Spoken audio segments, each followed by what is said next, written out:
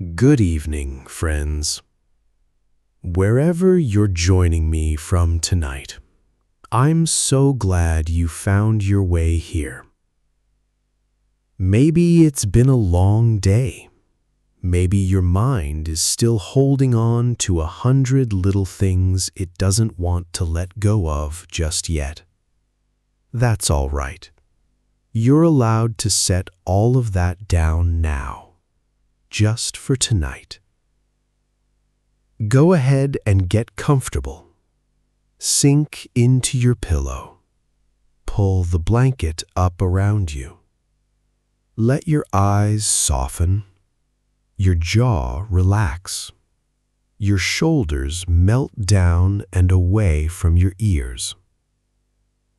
In a moment, we're going to leave this room together and step into somewhere quieter, somewhere far away, where the air smells like fresh cut grass and smoke, where the evenings stretch on slow and golden, and where nothing, absolutely nothing, needs to be rushed.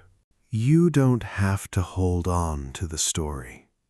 You don't have to remember the names or the places or how it ends.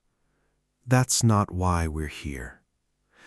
We're here so your mind has somewhere gentle to rest while your body slowly, quietly lets go. If tonight is your first night here with me, welcome. This little corner of the internet exists for exactly this moment, for the tired, the restless, the ones who've had a long week and simply need somewhere soft to land. If that sounds like you, you're always welcome to subscribe so we can meet again like this on the nights you need it most. But that's a thought for later. Right now, there's only this, your breath, this quiet room, this soft, warm beginning. So settle in, close your eyes if you'd like, and let's drift off together.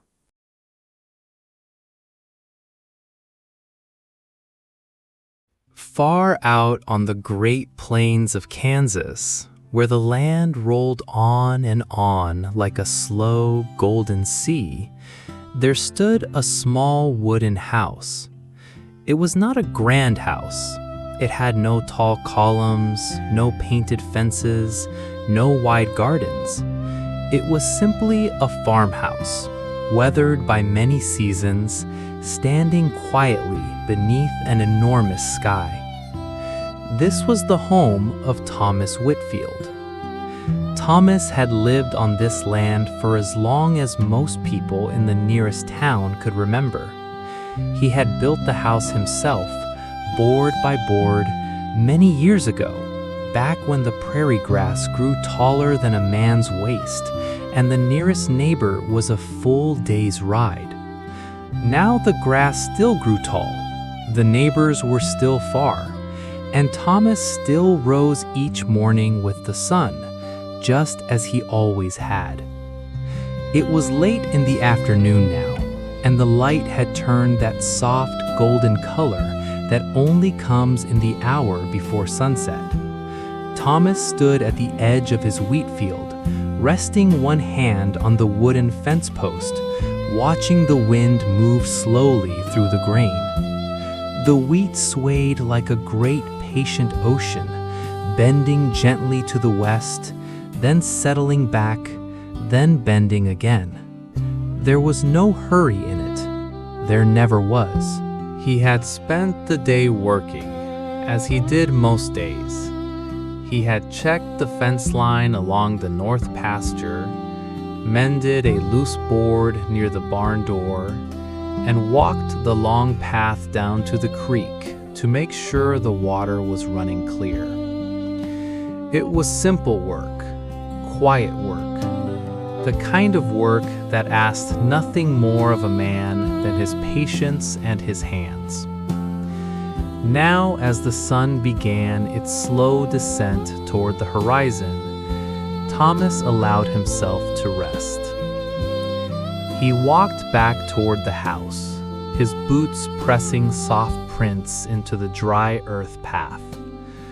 The grasshoppers were beginning their evening song, a low, steady hum that rose up from the fields on either side of him. Somewhere far off, a meadowlark called once, then fell silent, as if even the birds understood that the day was winding down. The farmhouse came into view slowly, the way it always did. First, the peaked roof, dark against the sky, then the small chimney, then the single window facing the fields, its glass catching the last orange light of the day. Thomas climbed the 3 wooden steps to his porch. They creaked beneath his weight, the same familiar sound they had made for 30 years. He sat down in the old rocking chair that waited there, its wood smooth pale by decades of sun and rain and use. He did not rock right away. He simply sat and breathed and looked out at the land that had been his whole world for so long. The sky above the plains was beginning to change. The blue was softening into gold, and the gold was beginning to blush into a gentle shade of rose near the horizon. High above, a few thin clouds drifted slowly, unhurried, painted pink and orange by the sinking sun. There is a particular kind of silence that exists on the plains at this hour.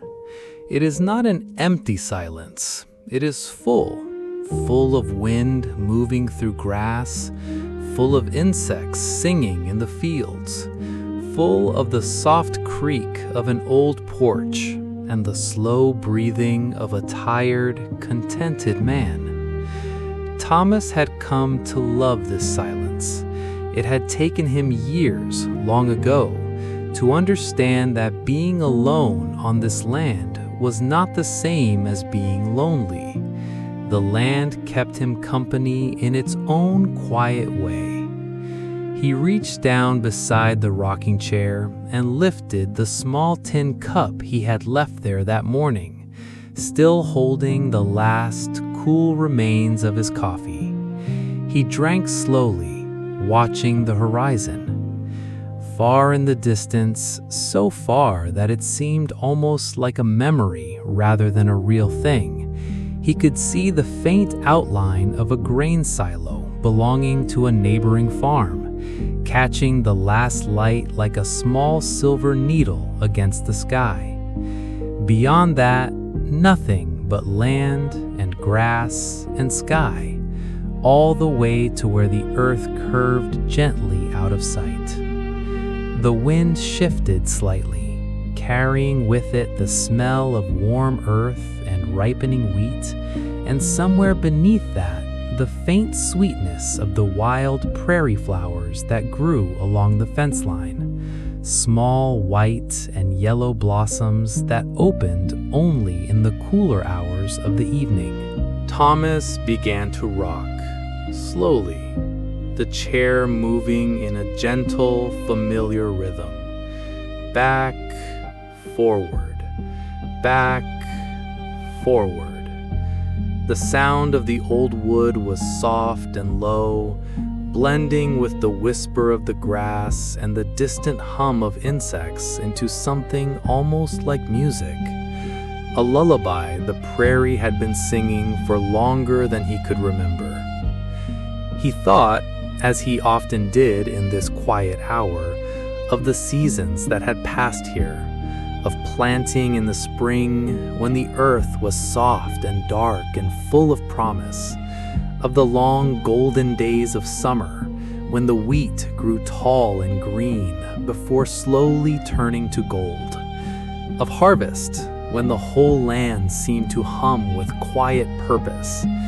And now of this, the gentle turning toward autumn, when the evenings grew a little cooler and the light lingered a little longer in soft, warm colors before finally letting go.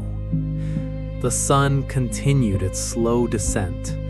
The rose color in the sky deepened toward a soft violet near the top of the horizon, while just above the tree line to the west, a warm band of amber light held on, unwilling to fade just yet.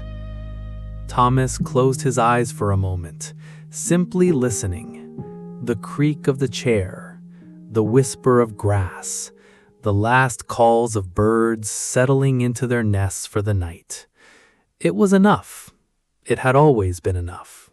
Somewhere inside the house, waiting for him, was a small fire he would light soon, and a simple supper of bread and stew he had prepared the evening before.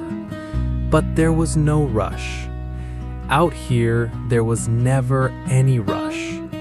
The evening would come when it came, and the night would follow, slow and unhurried, exactly as it always did. For now, Thomas Whitfield simply rocked and breathed and watched the great plains fade slowly into the soft colors of dusk, feeling, as he always did at this hour, a deep and quiet peace settle over him. The kind of peace that only comes from a life lived close to the land, in rhythm with the slow turning of the seasons, beneath a sky big enough to hold every quiet thought a person could ever have. The wind moved once more through the tall grass, and the prairie sighed softly beneath the darkening sky. The last light of day had almost gone now. The sky above the prairie had deepened from rose and amber into a soft, dusky blue, and the first few stars had begun to appear, faint and scattered, like tiny points of quiet light scattered across a great, dark blanket. Thomas remained on the porch a while longer, though the air had grown cooler now, carrying with it that particular chill that comes only in the last hour of an autumn evening. He did not mind the cold. It was gentle, not sharp, the kind of cool air that made a warm house feel even warmer and a soft blanket feel even softer. He rose slowly from the rocking chair, his joints settling with the quiet stiffness of a body that had worked hard for many years. He stood for a moment on the porch, looking once more out over the darkening fields. The wheat had turned to shadow now, a great rustling sea of black and deep blue, moving gently beneath a sky just beginning to fill with stars. Somewhere out past the north pasture, an owl called softly, a low and rounded sound, like a question asked into the stillness of the evening. No answer came. The owl called again, patient, unhurried, and then fell silent, content simply to have spoken into the vast quiet of the evening. Thomas turned and stepped back through the front door of his small farmhouse, the old hinges creaking softly, a sound as familiar to him as his own breathing. Inside, the house was dim and cool, filled with the particular stillness that empty rooms hold at the end of a long day. He moved through the small front room slowly, his boots soft against the wooden floor, worn smooth by decades of the same footsteps, morning and evening, for as long as he could remember. He crossed to the stone hearth at the far side of the room, where a small stack of split wood waited, neatly arranged from that morning's chore. He knelt down slowly before it, his movements unhurried, practiced, the way a person moves through a task they have done 1,000 times before and will do 1,000 times again. He arranged the few sticks of kindling first, small and dry, then a handful of dried prairie grass tucked gently beneath them. From the tin box on the mantel, he took a single match, struck it softly against a stone, and touched it to the grass. The flame caught slowly, a small orange flicker at first, uncertain, and then steadying, growing, beginning to lick up along the kindling with a soft crackling sound. Thomas watched it for a long moment, his weathered face lit gently by the growing glow, before adding a larger piece of split wood, and then another. The fire settled into a slow, steady burn, filling the small room with warm, flickering light and a gentle wave of heat that pushed back softly against the cool evening air that had followed him in from outside. He remained kneeling there a while, simply watching the flames. There is something about a fire, he had always thought, that asks nothing of a person. It does not need to be spoken to or tended constantly or worried over. It simply burns, quietly and steadily, giving its warmth freely to whoever sits near it. The wood popped softly now and then, small sparks rising and fading before they reached the stone chimney.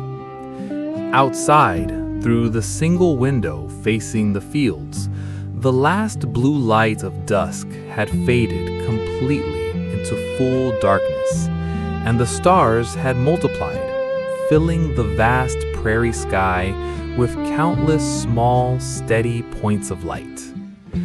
Thomas rose at last, his knees settling with a quiet, familiar ache, and moved toward the small kitchen at the back of the house. It was a simple space, a wooden table, 2 chairs, a modest iron stove, a row of shelves holding a few plates, a few jars, a few simple tools of daily living. On the stove sat a small iron pot, left there from the evening before, filled with a stew he had prepared using the last of the autumn vegetables from his garden. Soft potatoes, carrots, a bit of onion, slow cooked with herbs he had dried himself over the summer months. He set the pot over the low flame of the stove to warm slowly, unhurried, the way all good things on the prairie seemed to happen, without rush, without urgency, simply allowed to take the time they needed. While the stew warmed, he cut a thick slice of bread he had baked 2 days ago, the crust firm and golden, the inside soft and slightly sweet from the bit of honey he always added to his recipe. He set it on a plate, then moved back to sit at the small wooden table, waiting. The fire in the front room cast a warm, flickering light that reached faintly into the kitchen, painting soft shadows that moved gently along the walls. The only sounds were the quiet bubble of the stew, the occasional soft pop of the fire, and far off, outside, the endless, gentle whisper of wind moving through the tall prairie grass. Thomas thought, as he often did in these quiet evening hours, of how simple his life had become, and how, in its simplicity, it had grown to feel so full. There was no noise here, no rush, no crowd of voices demanding his attention, only the land and the sky and the slow, steady rhythm of days that followed one another like the gentle rise and fall of breathing. When the stew was warm, He ladled a small portion into a wooden bowl and ate slowly at the table, dipping the bread gently into the broth, savoring the quiet taste of vegetables grown from his own soil, tended by his own hands. Outside, the night had fully settled now. Through the small kitchen window, he could see the dark shapes of the distant tree line, black against a sky scattered with stars, and somewhere far off, so faint it was almost imagined, the soft call of a night bird settling into its rest. He finished his simple meal slowly, without hurry, and sat a while longer at the table, listening to the fire in the next room slowly settling into embers, the crackling growing softer, quieter, more distant. The day was ending now, gently, the way it always did out here. Not with any grand event, but simply with the slow, natural closing of hours, one folding softly into the next, like the gentle turning of a page. Thomas rose from the table at last, carried his bowl to the small basin, and washed it slowly in the cool water he had drawn from the well that morning. The sound of water was soft and low, blending easily with the quiet crackle of the dying fire in the other room. When he was finished, he dried his hands on the cloth hanging by the basin, and stood for a moment in the stillness of his small kitchen, feeling the day settle fully into rest around him. Above the farmhouse, the prairie sky stretched on endlessly, deep and dark and filled with stars, watching quietly over the small wooden house and the tired, peaceful man inside it, as it had watched over this land for longer than anyone could remember, and would go on watching, slow and patient, through this night and every night that followed. The night had settled fully now over the Kansas prairie, and a soft quiet had spread across every corner of the land. Inside the small farmhouse, the fire had burned down to a gentle bed of orange embers, glowing softly in the stone hearth, filling the room with a low, warm light. Thomas Whitfield sat for a while longer in his old wooden chair beside the fire, his hands resting quietly in his lap, his breathing slow and even. It had been a full day, as most of his days were, simple, steady, unhurried. And now, in this last quiet hour before sleep, he allowed himself simply to rest.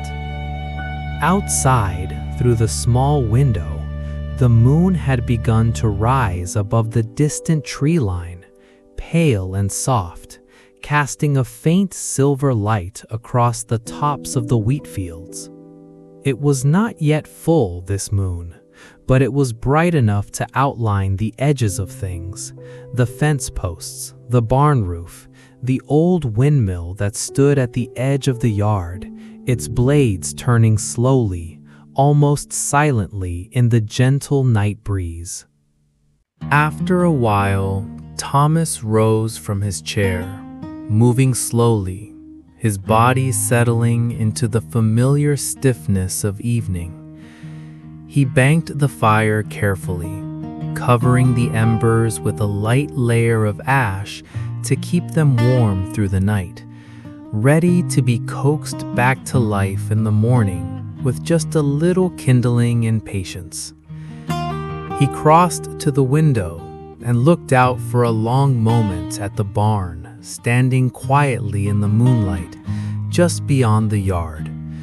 It was an old structure, built even before the house, its wood weathered to a soft silver gray, its roofline slightly bowed with age, yet still standing firm, still sheltering the small handful of animals that shared this quiet life with him.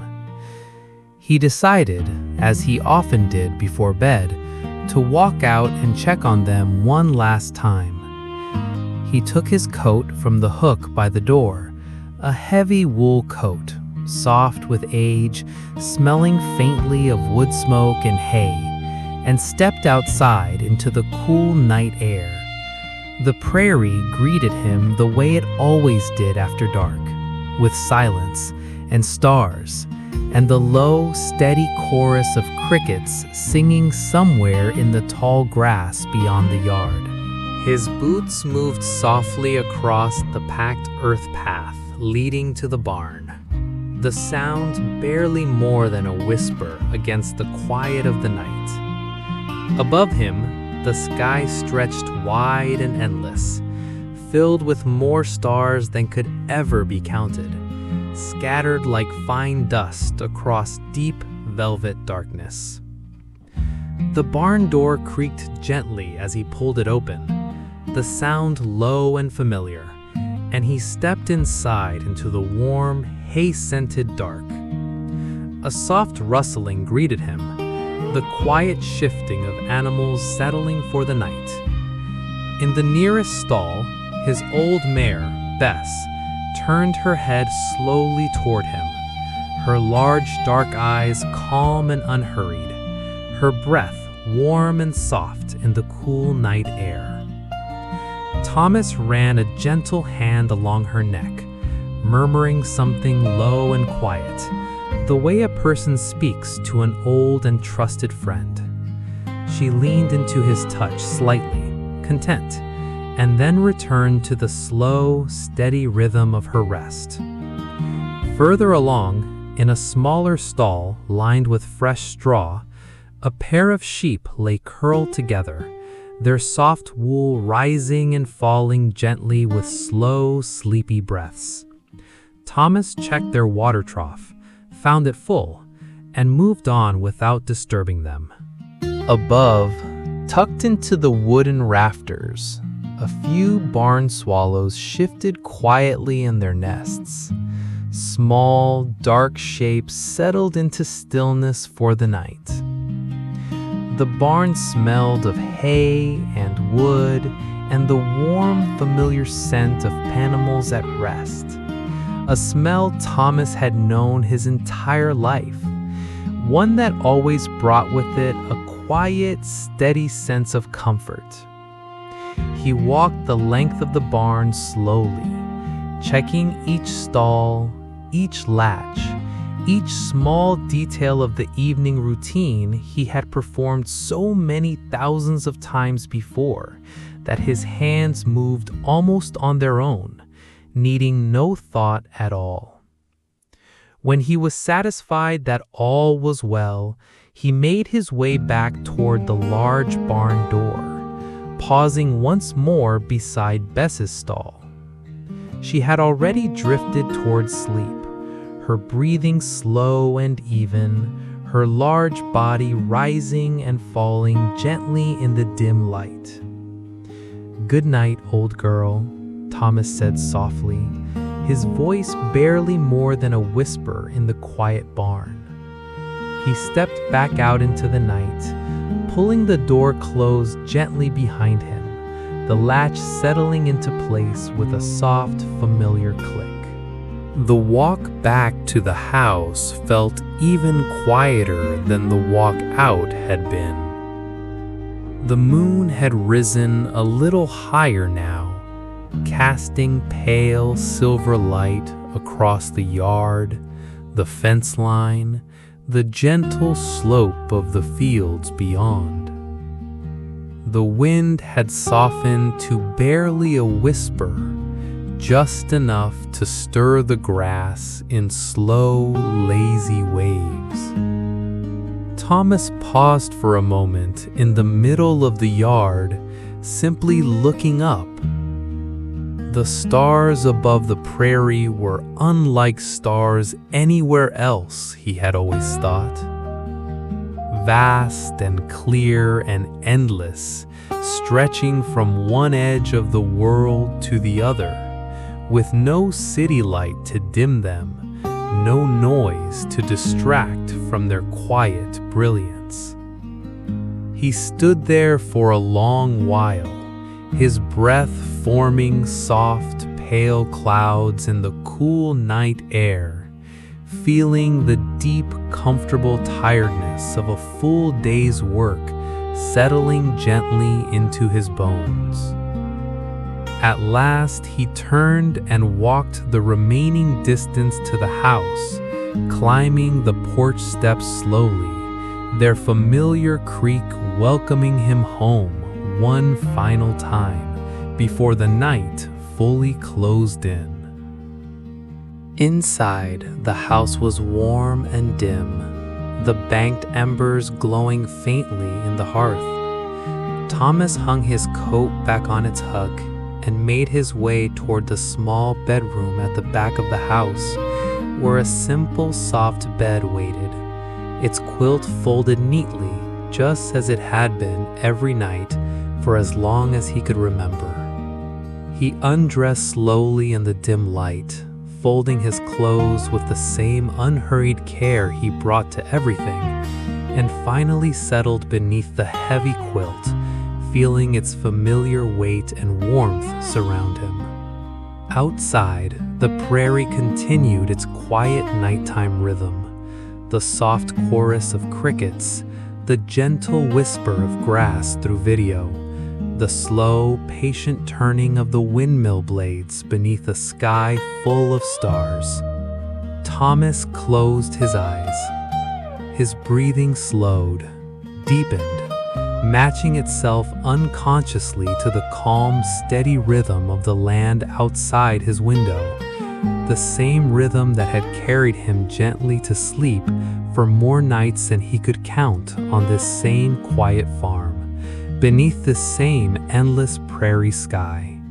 And slowly, gently, surrounded by the deep and peaceful silence of the Kansas night, Thomas Whitfield drifted softly into sleep.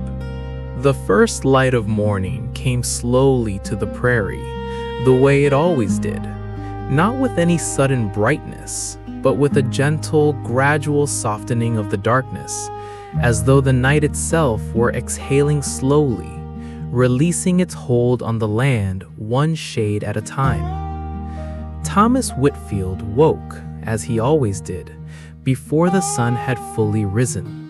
There was no clock in his small farmhouse that ruled his mornings, no bell or alarm to summon him from sleep. There was only the old familiar rhythm his body had learned across so many years of quiet living, a rhythm tied not to minutes or hours, but to the slow, steady turning of light and dark across the endless prairie sky. He lay still for a few moments beneath the heavy quilt, listening.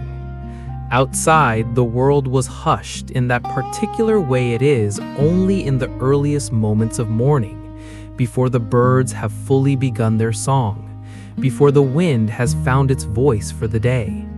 It was a stillness so complete that Thomas could hear his own breath, slow and steady, and somewhere, far beyond the walls of the house, the faint, sleepy stirring of the wind moving gently through last night's grass. He rose slowly, unhurried, his body settling into the familiar motions of morning. He dressed in the dim, pale light that had begun to seep in through the small bedroom window. His soft cotton shirt, his worn denim trousers, his leather suspenders resting easily over his shoulders, as comfortable and familiar as his own skin. In the front room, the embers he had banked the night before still glowed faintly beneath their thin layer of ash. He knelt before the hearth and gently coaxed them back to life, adding small pieces of kindling, blowing softly until a small flame caught and began to grow, filling the room slowly with warmth and a low, comforting light. He stepped outside a few minutes later, a tin cup of coffee warming his hands, and stood quietly on the porch, watching the sky. The eastern horizon had begun to soften into pale gold, the darkness above it fading gradually into a deep, dusty blue. A few last stars still lingered near the top of the sky, faint and reluctant to leave, as though unwilling to surrender the night just yet. The prairie stretched out before him, still and silver gray in the early light, the wheat fields calm and unmoving in the windless morning air. Somewhere in the distance, a rooster called out from a neighboring farm, its voice thin and small across the wide, open land. A moment later, closer by, Thomas heard the soft rustle of his own barn beginning to wake, Bess shifting in her stall, the sheep stirring gently in their straw. He drank his coffee slowly, savoring the quiet, watching as the color in the sky deepened and spread, gold bleeding into soft orange, orange brightening toward the pale, clean light of full morning. It was, he thought, as he had thought on so many mornings before, one of the finest sights a person could ever hope to see, the slow, patient birth of a new day across the open plains, with no building, no fence, nothing at all to interrupt a view from one edge of the sky to the other.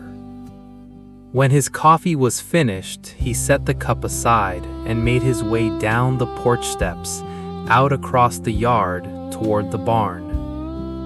The early morning air was cool and clean, carrying with it the mingled scents of damp earth, dry grass, and the faint sweetness of wildflowers opening slowly along the fence line. His boots left soft, dark prints in the dew-heavy grass, quickly fading behind him as the rising sun began to warm the ground. Inside the barn, the animals greeted him with the same quiet, familiar sounds they always did. Bess's low, contented nicker, the soft shuffle of the sheep rising from their straw, the gentle flutter of the swallows waking in the rafters above. Thomas moved through his morning chores slowly, without a hurry, exactly as he moved through everything in his life. He filled the water troughs from the well behind the barn, the bucket handle worn smooth beneath his familiar grip, the water cool and clear, rippling softly in the pale morning light. He forked fresh hay into the stalls, the sweet, dry scent rising up around him with each gentle movement. He checked Bess's shoes, ran a slow hand along her flank, spoke a few quiet words to her the way he always did, more from habit and affection than any real need for words at all. By the time he finished his morning chores, the sun had climbed fully above the horizon, spreading warm golden light across the wheat fields, turning the pale silver gray of early morning into the rich, warm gold that would stay with the land for most of the day.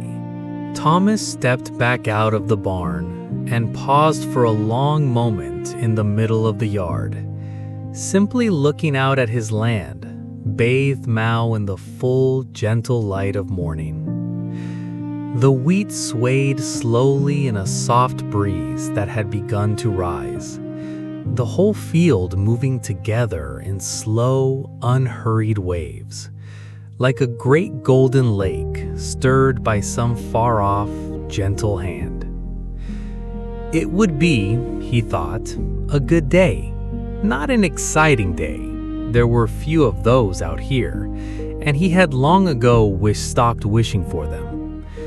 But a good day, full of simple, steady work and quiet moments like this one, when the whole world seemed to pause just long enough for a man to breathe it in.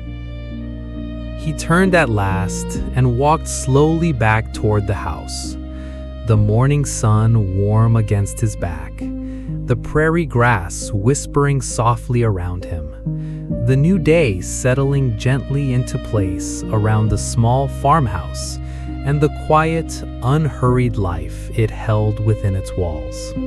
By mid-morning, the sun had climbed well above the prairie, warming the air into a soft, golden mildness that seemed to settle gently over everything it touched. Thomas Whitfield stood beside his old wooden wagon at the edge of the yard, checking the harness on Bess with slow, careful hands, the leather straps worn soft and supple from years of use. Today was a day for town.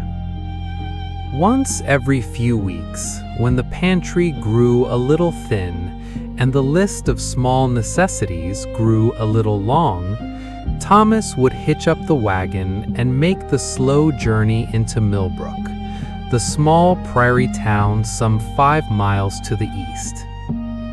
It was not a large town, a handful of streets, a general store, a small church with a white steeple, a blacksmith, and the modest row of houses. But it was enough, and the journey there had long ago become one of the quiet pleasures of his simple life. He climbed up onto the wagon seat, settled the reins gently in his hands, and with a soft click of his tongue, set Bess walking forward at her slow, steady pace.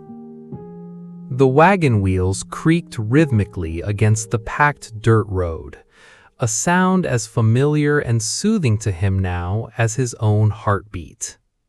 The road to Millbrook wound gently through the open prairie, following the natural curve of the land, past fields of golden wheat that stretched out on either side as far as the eye could see. The morning sun caught the tips of the grain, turning them almost silver gold, and a light breeze moved across the fields in slow, unhurried waves, bending the wheat first one way, then another, like some great, patient breathing. Thomas rode in comfortable silence, the reins loose in his weathered hands, his eyes moving slowly across the familiar landscape he had known nearly his entire life. He passed the old Miller place first, its fences neatly mended, a thin curl of smoke rising from its chimney into the pale blue sky. A little further on, he passed a small stone bridge crossing Willow Creek, the water beneath it running low and clear this time of year, murmuring softly over smooth, pale stones. He paused there a moment, as he often did, letting Bess drink from the cool water while he sat quietly on the wagon seat, listening to the gentle rush of the creek, watching a pair of dragonflies drift lazily above the surface, their wings catching flashes of morning light. After a while, he continued on, the road rising gently as it left the creek behind, curving through a stretch of tall prairie grass, where meadowlarks called softly from hidden perches, their clear, sweet songs rising and falling on the warm morning air. By the time Millbrook came into view, its small collection of wooden buildings rising modestly from the flat land, the white church steeple catching the sun, the morning had grown warm and golden, the sky above scattered with a few soft, slow drifting clouds. The town was quiet at this hour, as it usually was. A few wagons stood outside the general store, and Thomas nodded a slow greeting to old Mr. Hargrove, who sat, as he always seemed to, in a chair outside the blacksmith shop, whittling some small piece of wood with unhurried patience. "Morning, Thomas," Hargrove called, his voice easy and warm. "Morning," Thomas replied, drawing Bess to a gentle stop outside the general store. He climbed down from the wagon slowly, his boots settling into the soft dust of the street, and looped Bess's reins loosely around the wooden post out front. She lowered her head and began cropping quietly at a small patch of grass growing near the boardwalk, content to wait. Inside, the general store was cool and dim, filled with the familiar mingled scents of coffee, leather, and fresh bread from the bakery next door. Mrs. Caldwell, who had run the store for as long as Thomas could remember, greeted him with a warm, unhurried smile from behind the counter. "Good to see you, Thomas. The usual list, I expect." "The usual," he said, handing her a small folded paper. While she gathered his order, flour, coffee, a few tins of preserves, a small bundle of candles, a length of rope, Thomas wandered slowly through the quiet store, running a hand along the smooth wooden counters, pausing to admire a new bolt of soft flannel cloth, exchanging a few quiet words with an old neighbor he happened to meet near the door. There was no hurry to any of it. Time moved differently in Millbrook. The same slow, easy way it moved out on the farm, measured not in minutes, but in conversations finished at their natural pace, in tasks completed without rush, in the simple, unspoken understanding that the day would hold whatever it needed to hold, and nothing more. When his order was ready, Thomas carried the small bundles out to the wagon, loading them carefully into the back,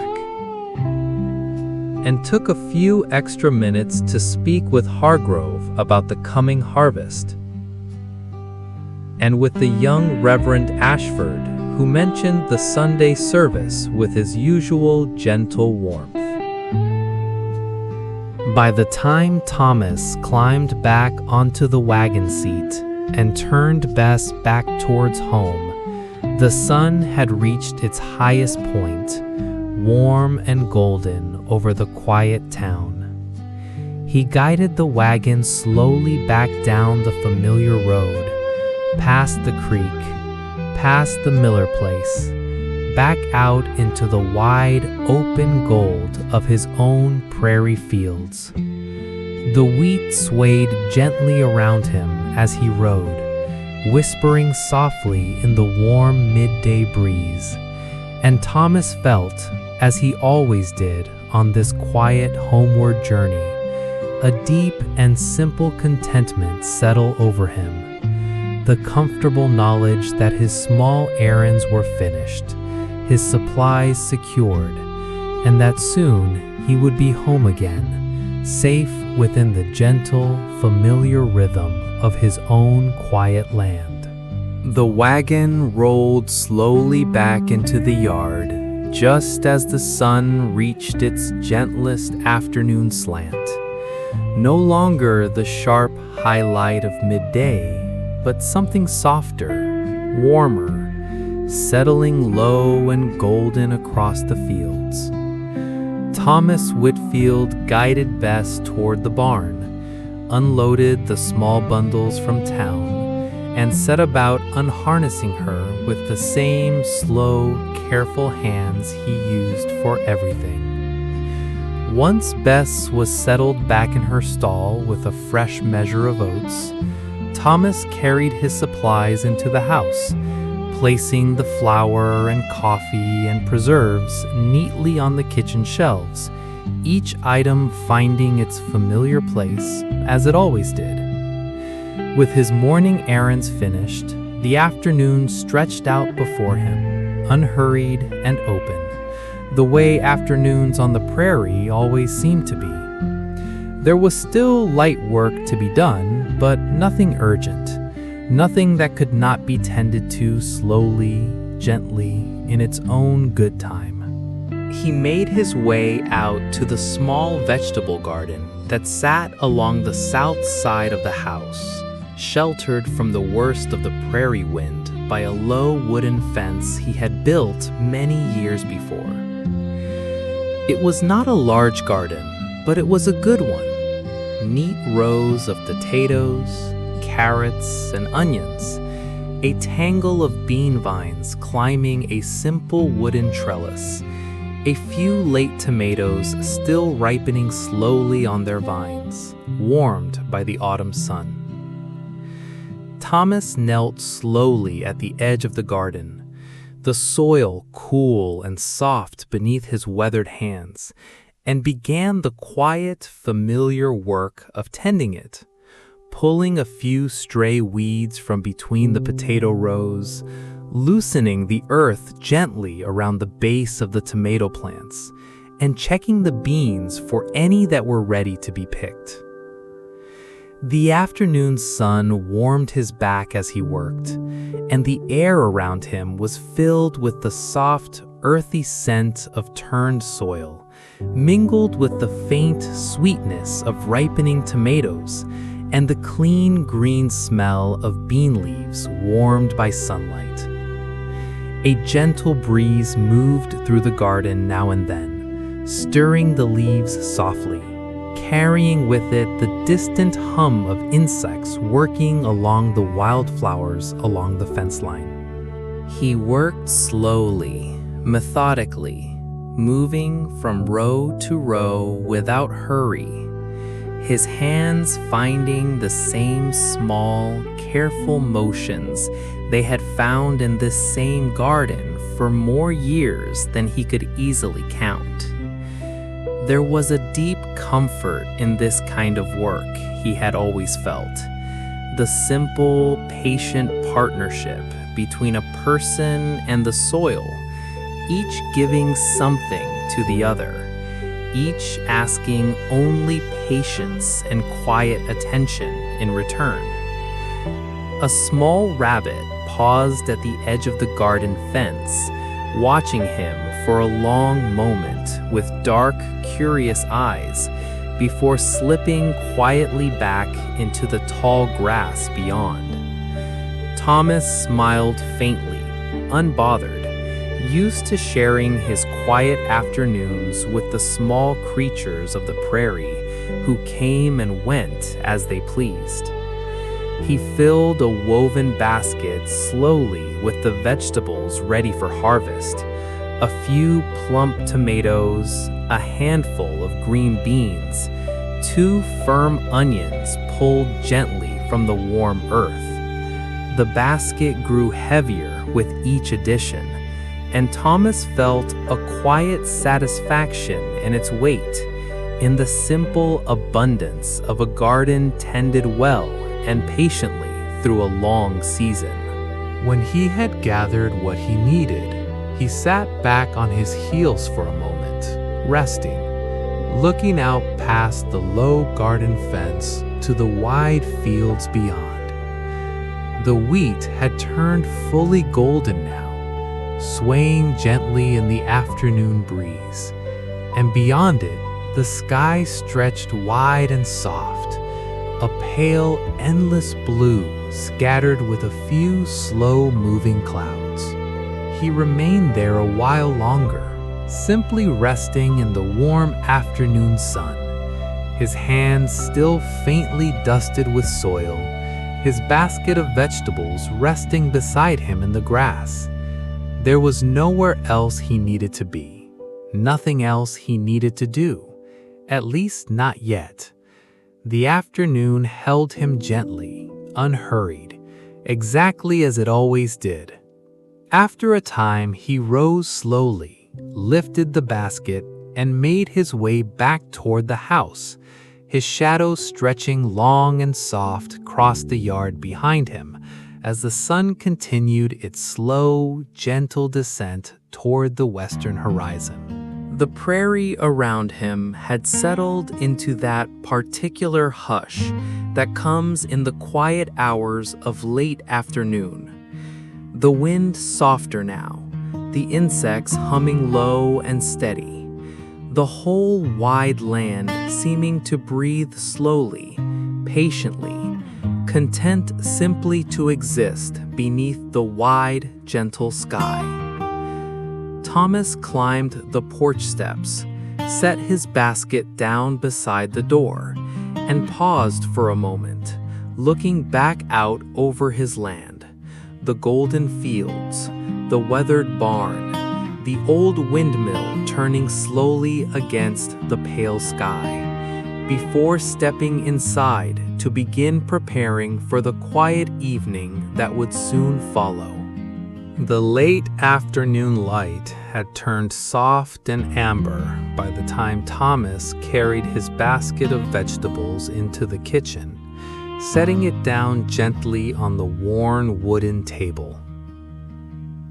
Through the window above the wash basin, the sun hung low over the western fields, casting long, warm shadows across the yard outside.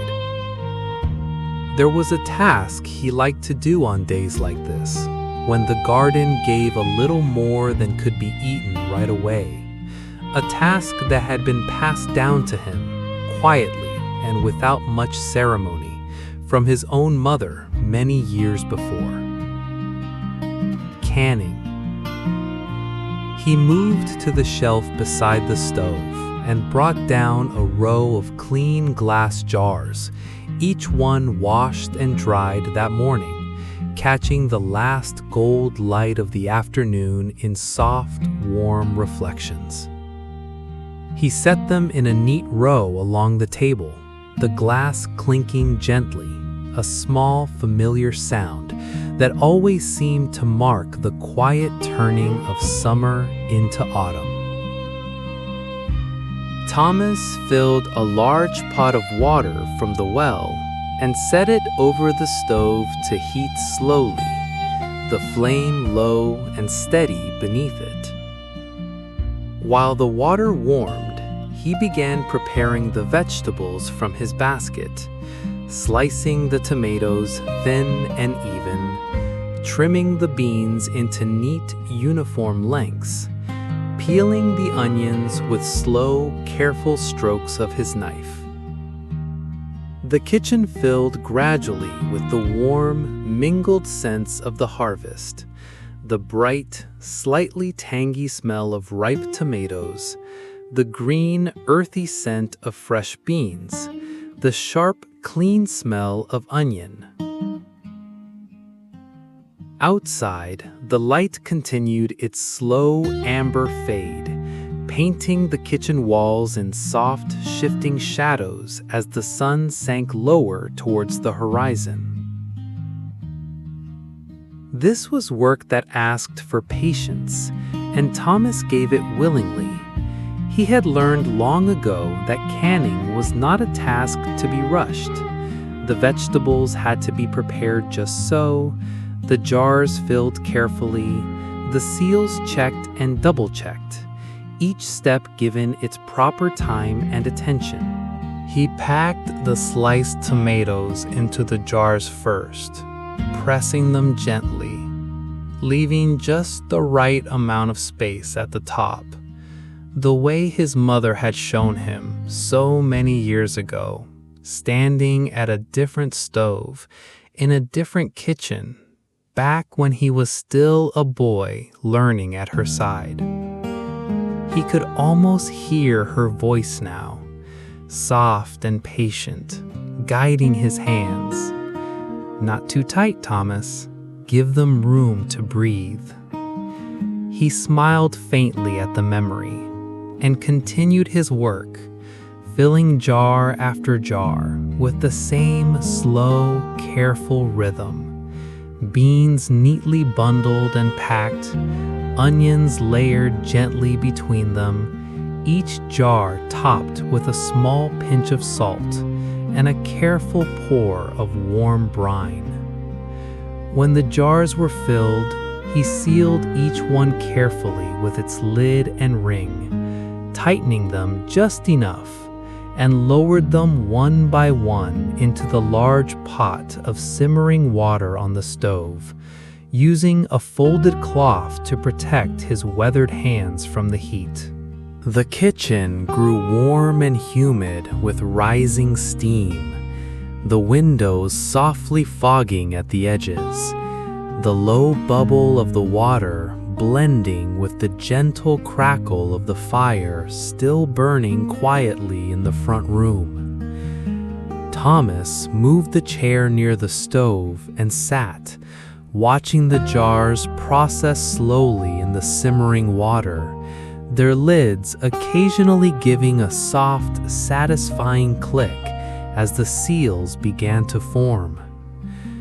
There was something deeply peaceful about this particular task he had always felt, the quiet, methodical rhythm of it, the way it connected him not only to the passing seasons, but to all the hands that had done this same simple work before him, in kitchens like this one, on farms like this one, across so many quiet years. Outside, the sun had nearly disappeared now, leaving behind only a faint band of soft orange light low along the western horizon, fading gradually into the deep blues and purples of early evening. A few stars had already begun to appear, faint and scattered above the darkening silhouette of the distant tree line.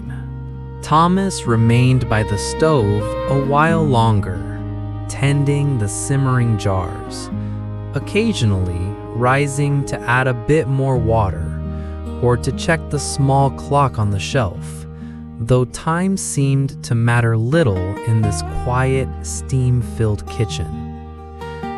When the jars were finally finished, he lifted them carefully from the pot, one by one, and set them in a neat row along the counter to cool, their lids sealed tight, their contents glowing warm and rich in the soft lamplight he had lit against the gathering dusk.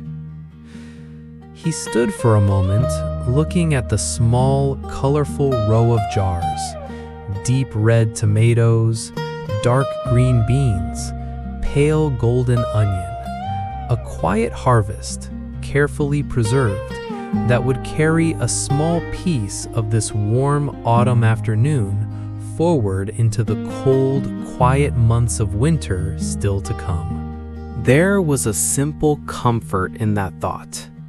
Even in the depths of winter, when the fields lay bare and the wind howled cold across the frozen prairie, these jars would remain, warm reminders of golden afternoons and patient, careful work, waiting quietly on the shelf until they were needed.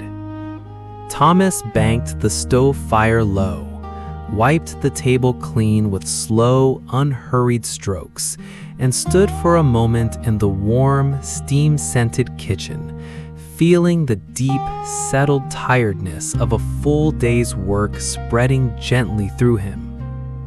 Outside, the prairie had slipped fully into evening now, the sky deepening toward night, the first crickets beginning their soft, steady song beyond the quiet walls of the farmhouse. The evening had settled fully over the farmhouse now, the sky outside the kitchen window deepening into a rich, quiet indigo, scattered generously with stars. Thomas Whitfield moved slowly through the front room, lighting the small oil lamp on the side table near his chair, the warm glow spreading gently across the room, mingling softly with the low light of the fire still burning in the hearth. He settled into his chair with a quiet, tired sigh, the kind that comes not from sadness, but from the simple, honest weariness of a long day well spent. On the small table beside him sat a single envelope, slightly worn at the corners, which he had collected that morning from Millbrook and had not yet had a quiet moment to open. He recognized the handwriting at once. Careful, looping letters, familiar even after all these years. It was from his daughter, Margaret, who had moved east some years before to a small town in Ohio where she had married and settled into a life quite different from the one Thomas still lived here on the prairie. He turned the envelope over slowly in his weathered hands for a moment before opening it. The paper soft with the journey it had traveled to reach him. Inside was a single folded letter, and Thomas unfolded it carefully, holding it toward the warm lamplight. Dear Father, I hope this letter finds you well, and that the harvest this year has been kind to you. The children speak often of the farm, and little Sarah asked just the other day if the wheat still grows taller than the sky, as you once told her. I told her it certainly must. Life here continues on steadily. The autumn colors have come early this year. The maples along our street have turned the most wonderful shades of red and gold. It is beautiful, though I find myself, more often than I expect, thinking of the wide open gold of your fields instead, and missing the particular quiet of the prairie evenings. We are all well. James sends his regards, and the children grow taller each month, it seems, faster than I can quite believe. I do wish you would consider the journey out to visit before winter settles in fully, though I know well enough how the farm keeps you close. Take care of yourself, Father. Write when you can. With all my love, Margaret.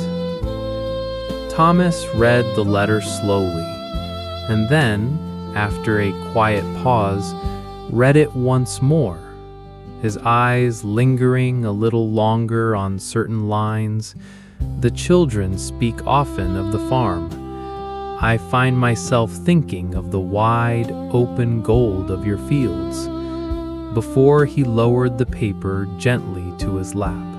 He sat for a long while in the quiet lamplight, the fire crackling softly beside him, the letter resting in his hands. There was a particular kind of feeling that came with letters like this one. Not quite sadness, though it carried something of that within it, and not quite loneliness either, though it carried a little of that too. It was simply the quiet ache of distance, softened by love, the kind of feeling a person learns to carry gently without letting it grow too heavy. He thought of Margaret as a girl, running barefoot through these same fields, her laughter carrying across the wheat on warm summer evenings much like this one.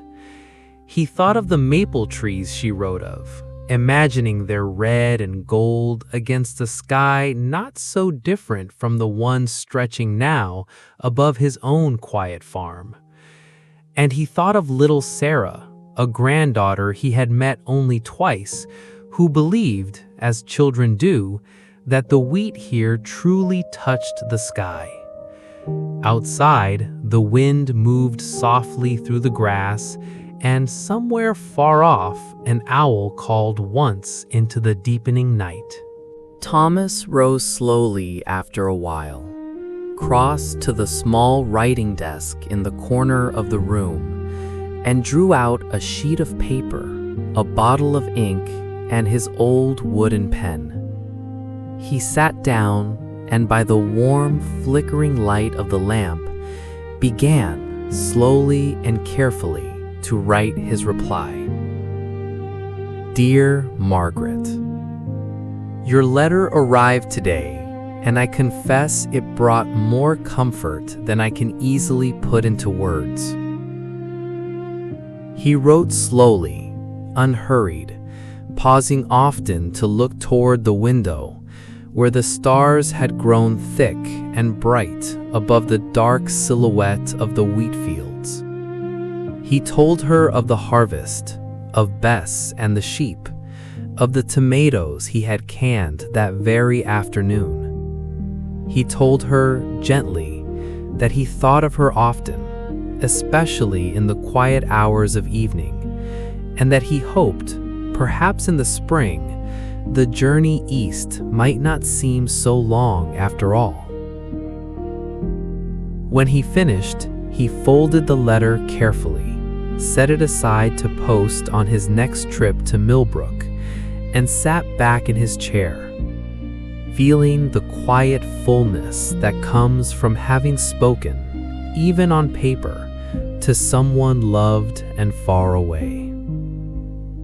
The fire had burned low now, its light soft and amber, and the lamp beside him flickered gently, casting long, warm shadows across the walls. Thomas sat a while longer in the stillness, listening to the familiar night sounds drifting in from beyond the walls. The wind, the crickets, the distant, patient turning of the windmill.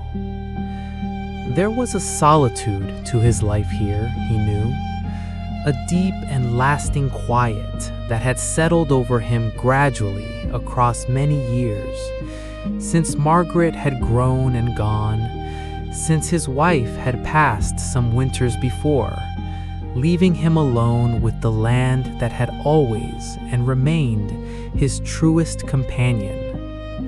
But it was not an unhappy solitude. It was simply the shape his life had taken, full of quiet mornings and golden afternoons, of letters carried slowly across long distances, of love that did not need to be spoken aloud each day to remain steady and true. Thomas banked the fire once more, extinguished the lamp, and made his way slowly toward his bedroom, the house settling into its familiar nighttime stillness around him, the prairie stretching wide and quiet beyond the walls, holding him gently, as it always had, through another peaceful night. Several days passed quietly on the farm, each one following the gentle, familiar rhythm of the one before. Mornings spent tending the animals, afternoons given to small chores and quiet mending, evenings settling softly into firelight and rest. But on this particular morning, Thomas Whitfield woke earlier than usual, before even the faintest hint of gold had touched the eastern sky. Today was harvest day. The wheat had ripened fully now. Its long fields turned a deep, rich gold that seemed almost to glow faintly even in the pale light before dawn. It was work Thomas could not do entirely alone. And so, as was the custom on the prairie, a few neighboring families would arrive that morning to help, just as Thomas had gone to help them in their own turn across many autumns before this one. He dressed quickly in the cool, dark morning air and stepped outside to find the sky just beginning to soften along its eastern edge, a thin band of pale gray blue easing gently into the fading darkness. The prairie was hushed and still, the grass heavy with dew, glinting faintly in the last light of the setting moon. He moved first to the barn, tending to Bess and the sheep with his usual slow care, though today his hands moved with a touch more purpose, aware of the work that lay ahead. By the time he finished, the sky had brightened considerably, streaked now with soft gold and rose, and in the distance, along the quiet dirt road leading toward Millbrook, he could see the first wagon approaching, small and dark against the brightening horizon. It was the Hargrove family, arriving early as they always did.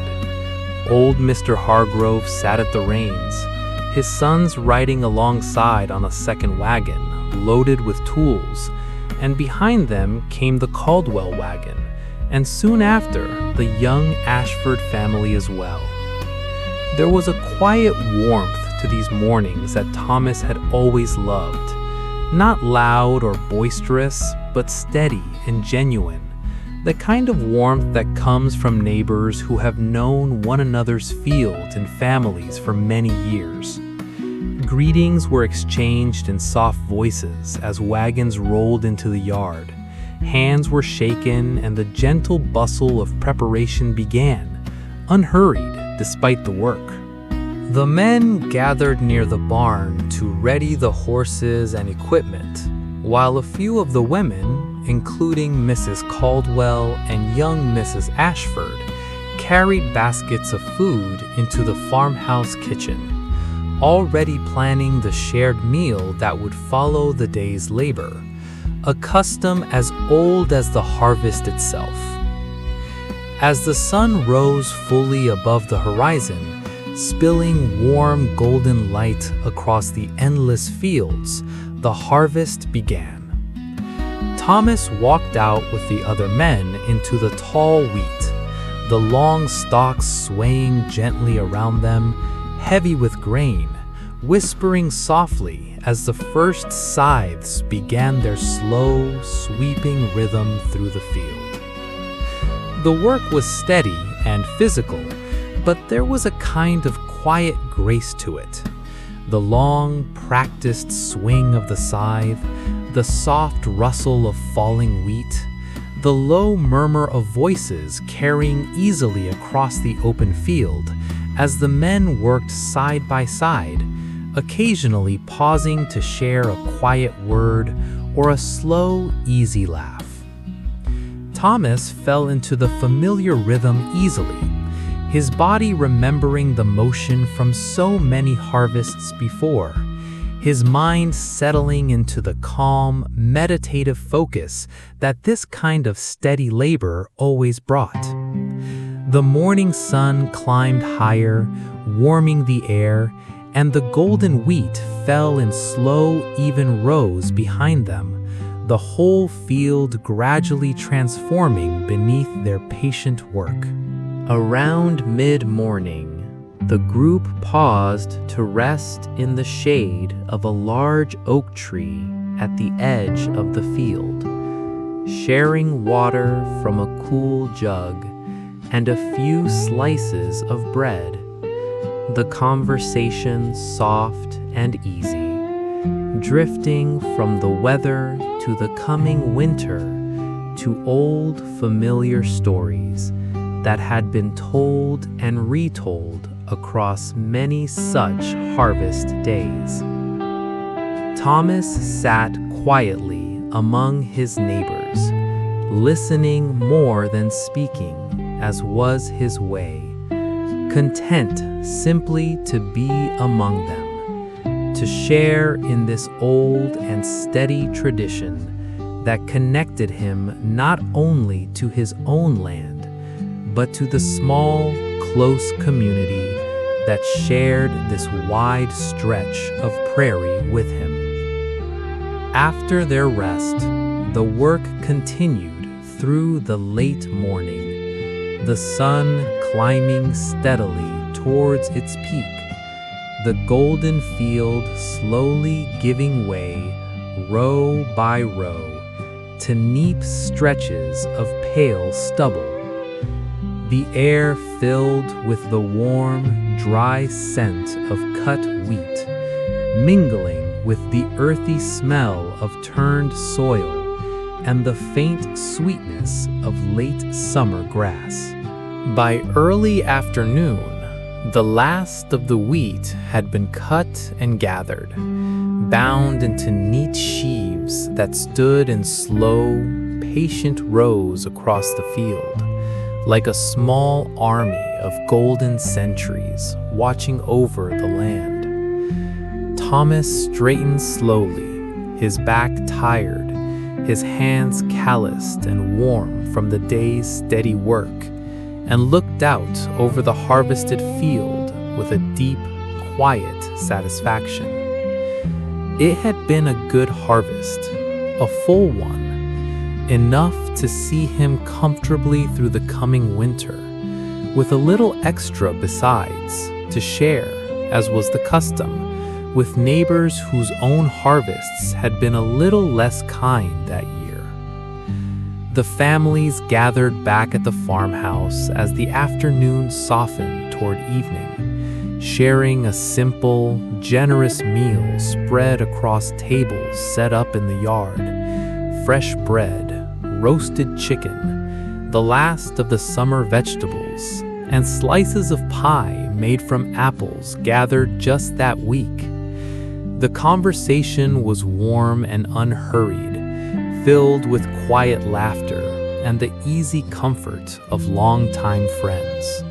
As the sun began its slow descent, painting the sky in soft shades of orange and rose, the neighboring families began their gentle farewells, wagons rolling slowly back down the dirt road toward their own homes, waving easily as they went. Thomas stood alone in his yard for a long while after they had gone, watching the last wagon disappear slowly into the golden distance, the harvested fields stretching pale and quiet behind him, the whole prairie settling gently into the soft hush of evening. He was tired, a deep, honest tiredness that came from good, meaningful work, and deeply content, filled with the quiet knowledge that another harvest had been safely gathered, another season completed, in this steady, familiar rhythm of a life lived close to the land, and, if only for a day, a little less alone than usual. The days that followed the harvest settled into a slower, quieter rhythm than any Thomas Whitfield had known in weeks. With the wheat gathered and the fields lying pale and open beneath the autumn sky, there was less urgent work to fill his hours, and the farm seemed to exhale gently, settling into a long, peaceful rest before winter's arrival. One morning, waking earlier than the sun, as he always did, Thomas noticed something different the moment he stepped onto the porch. The world outside had turned to silver. A soft, delicate frost had settled over everything during the night. The grass, the fence posts, the pale wooden railing of the porch itself, each surface touched with a thin, glittering layer of white that caught the first faint light of dawn and scattered it into countless tiny, cold sparkles. The air was sharp and clean, carrying that particular crispness that comes only with the season's first true frost, a scent somewhere between cold stone and distant wood smoke. Thomas stood for a long moment on the porch, his breath forming soft, pale clouds before him, watching the quiet transformation that had come over his land while he slept. The wheat stubble in the harvested fields glittered faintly silver in the early light, and the tall grass along the fence line bent low beneath the delicate weight of the frost, each blade outlined in fine, glittering white. It was beautiful in the quiet, understated way that only the prairie seemed to offer. No grand display, no dramatic flourish, simply a soft, patient change settling gently over the land, the way autumn always eased slowly into winter out here, one cool morning at a time. He pulled his coat a little tighter and made his way down the porch steps, his boots crunching softly against the frost-stiffened grass, small clouds of his breath drifting behind him as he crossed the quiet yard. Toward the barn, Bess and the sheep greeted him with their usual soft sounds, undisturbed by the cold, their thick coats already beginning to grow a little heavier in preparation for the coming winter months. Thomas moved through his morning chores a little more briskly than usual, his hands quick despite their care, grateful for the warmth of the animals and the familiar work that kept the chill at gentle distance. When he stepped back outside, the sun had begun to rise fully above the horizon, and already the frost was beginning its slow retreat, the silver sparkle softening gradually into ordinary dew as the golden morning light spread across the fields. Within an hour, the world would look much as it always did. The frost's quiet magic melted away until the next cold morning brought it forth again. But for now, in this brief, quiet hour, the prairie held its rare and gentle beauty, and Thomas paused often as he moved through his morning tasks, simply to look at the silvered fence line, at the pale gold sun rising slow and soft above the frosted grass, at his own breath drifting upward into the clean, cold air. He thought, as he often did at this turning point in the season, of how quickly the year moved once autumn truly settled in.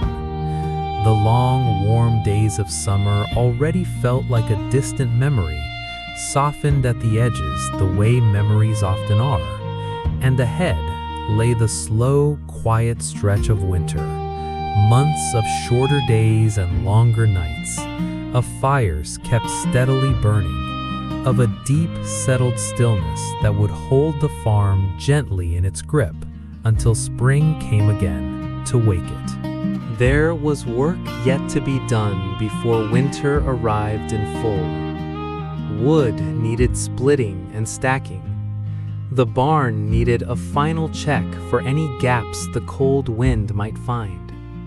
The last of the garden needed clearing, the soil turned gently and left to rest through the frozen months ahead. Thomas spent that morning beginning this quiet work, moving methodically between tasks, pausing often simply to breathe in the clean, cold air, and to watch the frost continue its slow retreat across the wide, golden fields. By mid-morning, the sun had warmed the air enough that his breath no longer clouded before him, and the last silver traces of frost had faded from the grass, leaving behind only the ordinary gentle gold of an autumn morning. But Thomas carried the memory of it through the rest of the day, that brief, quiet beauty, that soft reminder of the season's slow, patient turning. As he worked, he found himself thinking again of Margaret's letter, of the maple trees she had described in her town so far to the east, their leaves turning red and gold. He wondered, not for the first time, whether the frost had touched her own morning too, whether she had stood at some window far away, watching a similar quiet silver world slowly give way to gold. It was a comforting thought, somehow, that the same season moved gently across so much distance, touching so many quiet mornings in so many quiet places, connecting them all in its own slow way beneath the same wide turning sky. By early afternoon, Thomas had finished splitting a good stack of wood, and he paused to rest against the woodpile, looking out over his quiet, frost-softened land. The wheat stubble stretched pale and golden in the autumn light. The fence line stood neat and still, and beyond it all, the endless prairie rolled on toward a horizon soft with early winter's gentle promise. He breathed in deeply, the cool air clean and sharp in his lungs, and felt, as he so often did in these quiet moments, a deep and simple gratitude for this life, this land, and the slow, patient rhythm of seasons that had carried him gently through so many years, and would, he trusted, carry him gently through many more still to come. Sunday mornings on the prairie carried a particular kind of stillness, softer even than the ordinary quiet of the other days. Thomas Whitfield woke that morning to a pale, gentle light filtering through his bedroom window, and lay for a moment simply listening. No rooster calling yet, no wind stirring the grass, only the deep, settled silence of a world not quite ready to begin its day. He rose slowly, dressed with a bit more care than usual, choosing his cleaner shirt, the one reserved for Sundays and for the rare occasions that called for it, and made his way out to the barn to tend the animals before the morning's proper business began. By the time he had finished his chores and returned to the house to wash and prepare, the sun had climbed higher, spreading soft golden light across the frost-touched fields. Thomas ate a simple breakfast of bread and honey, harnessed Bess to the small wagon, and set off once more down the familiar road towards Millbrook, this time not for supplies, but for the quiet comfort of Sunday service.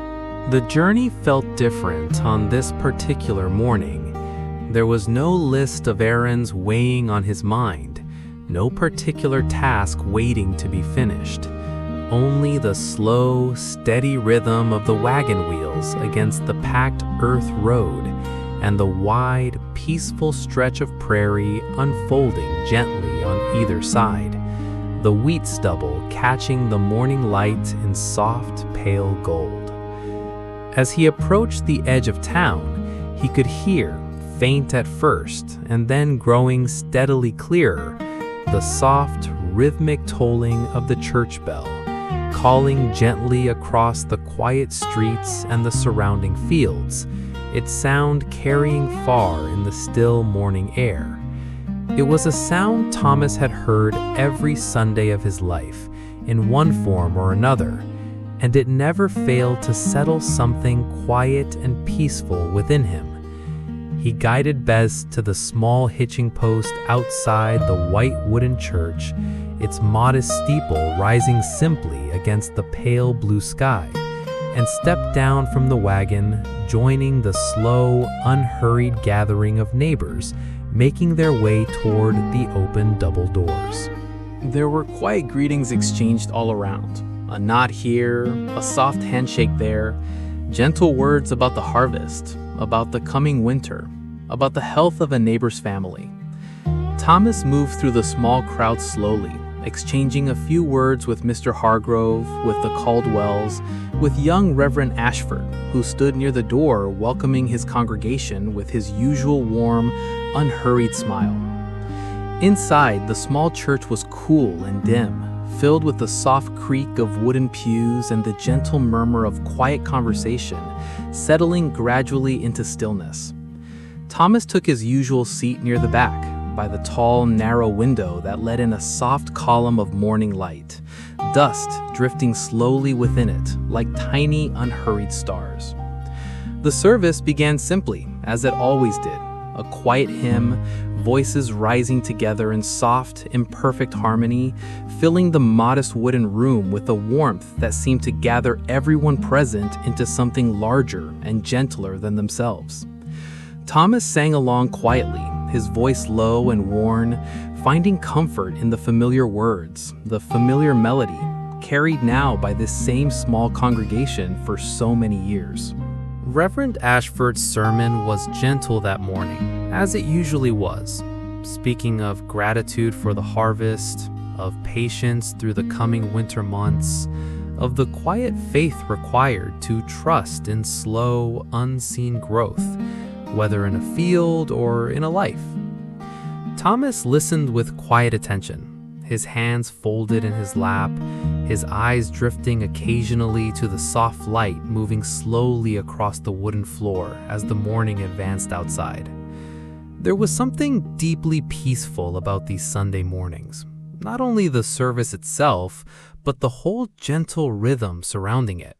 The slow wagon ride into town, the quiet greetings among neighbors, the familiar wooden pew worn smooth by so many years of quiet sitting. It was a rhythm that connected him, gently and steadily, to something larger than his own solitary days on the farm, a small community sharing in this same slow, patient faith, gathering together once each week beneath the same modest steeple.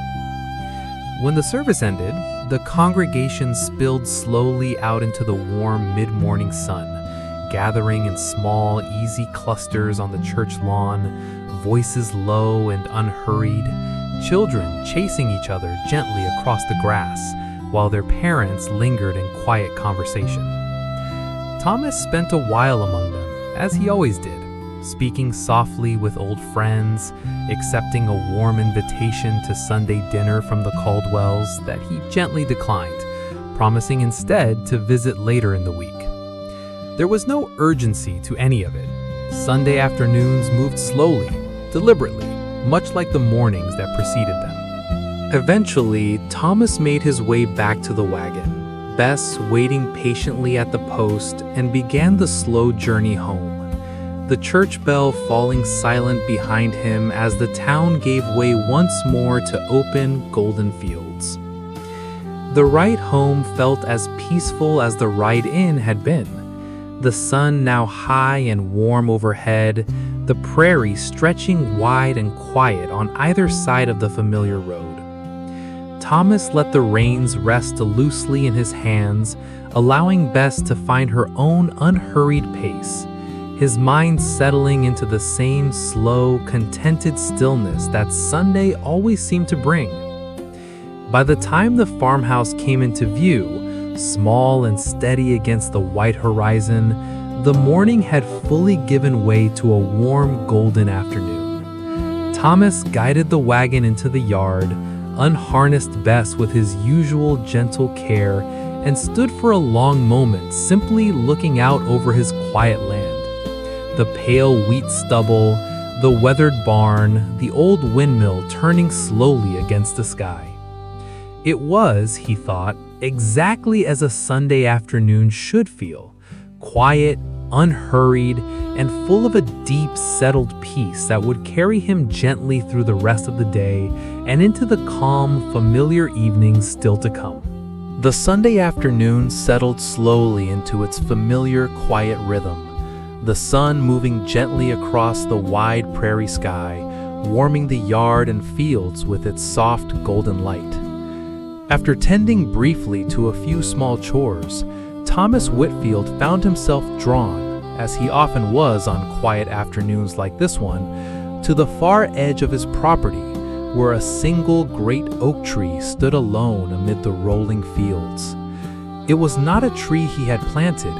It had stood there long before he built his farmhouse, long before this land had ever belonged to him at all. A massive, ancient thing, its thick trunk gnarled and weathered, its wide branches spreading generously overhead, offering deep, cool shade even in the gentlest afternoon sun. He walked the familiar path slowly, the tall grass brushing softly against his legs, the prairie stretching wide and golden on either side. It took the better part of 20 unhurried minutes to reach the tree, and Thomas never minded the walk. It gave him time to think, or, just as often, time simply to let his thoughts drift, unfocused and peaceful, in rhythm with his slow, steady footsteps. When he reached the oak at last, he settled down at its base, his back resting against the deep, familiar grooves of its bark, the ground beneath him soft with fallen leaves and dry grass.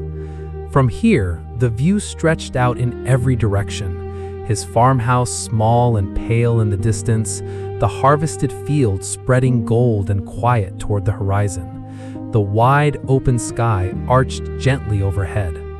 This had always been a place of quiet reflection for him. Long ago, when his wife, Eleanor, had still been living, they had often walked out here together on Sunday afternoons, much like this one, sitting beneath the same wide branches, saying little, simply enjoying the shared silence and the gentle view.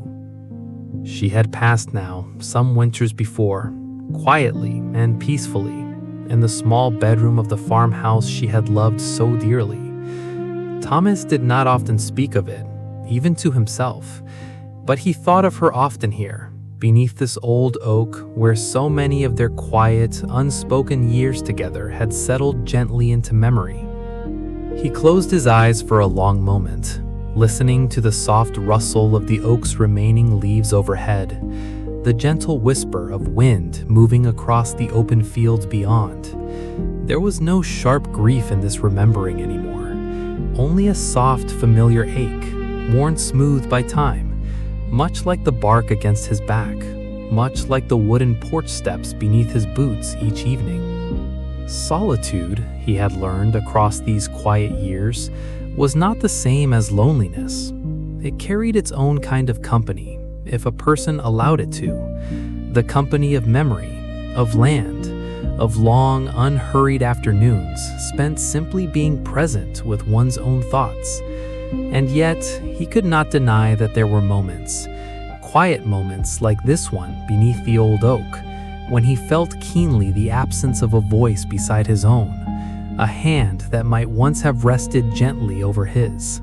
He opened his eyes again and looked out over the land, letting the feelings settle naturally, without resistance, the way he had learned to let most feelings settle out here on the wide, patient prairie. The wind moved softly through the grass below, carrying with it the faint, sweet scent of drying earth and distant wood smoke. A pair of hawks circled slowly overhead, riding some unseen current of warm afternoon air, their wide wings barely moving as they drifted in slow, graceful circles against the pale blue sky.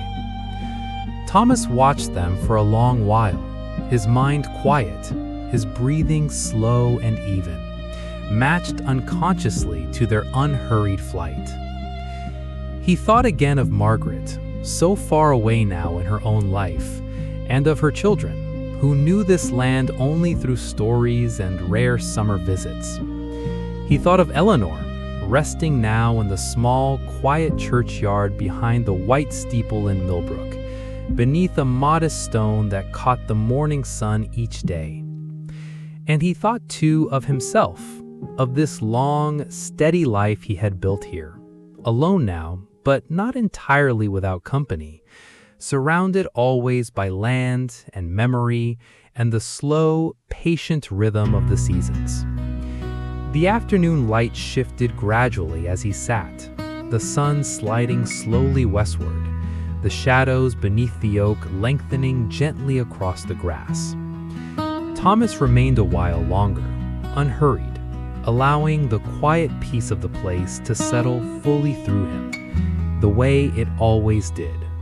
Eventually, he rose slowly, brushing a few fallen leaves from his trousers, and rested one weathered hand briefly against the old, familiar bark of the tree, the way he often did before leaving, a small, wordless gesture of gratitude for the shade, for the memories, for this quiet place that had held so much of his life gently within its wide, patient branches.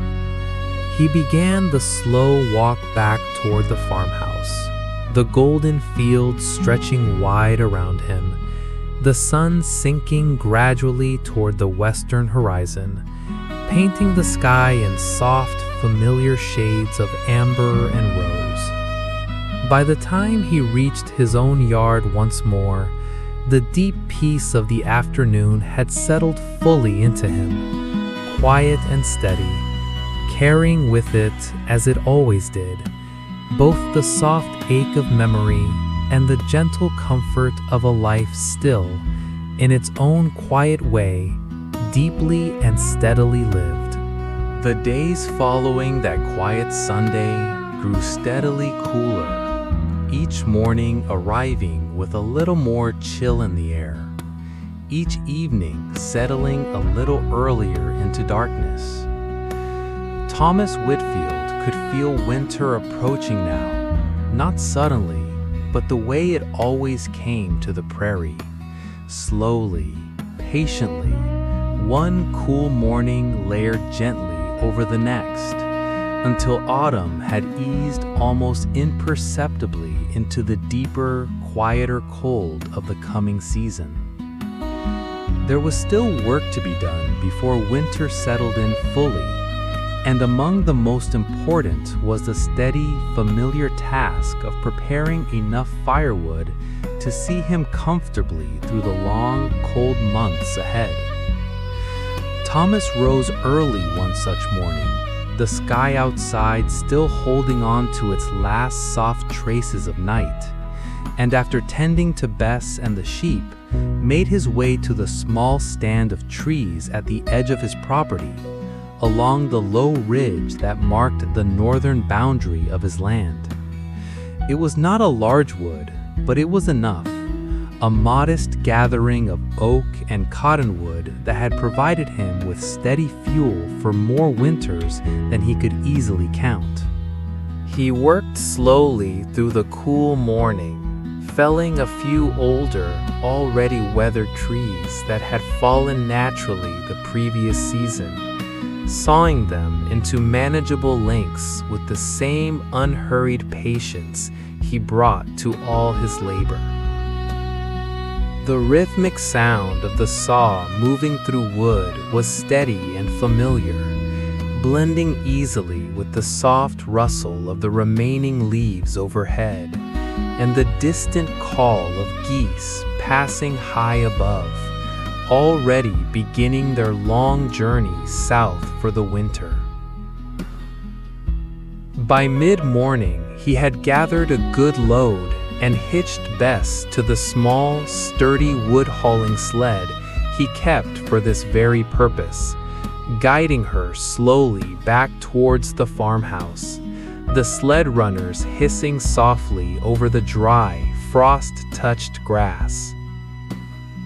The rest of the day was spent in the steady, meditative work of splitting and stacking.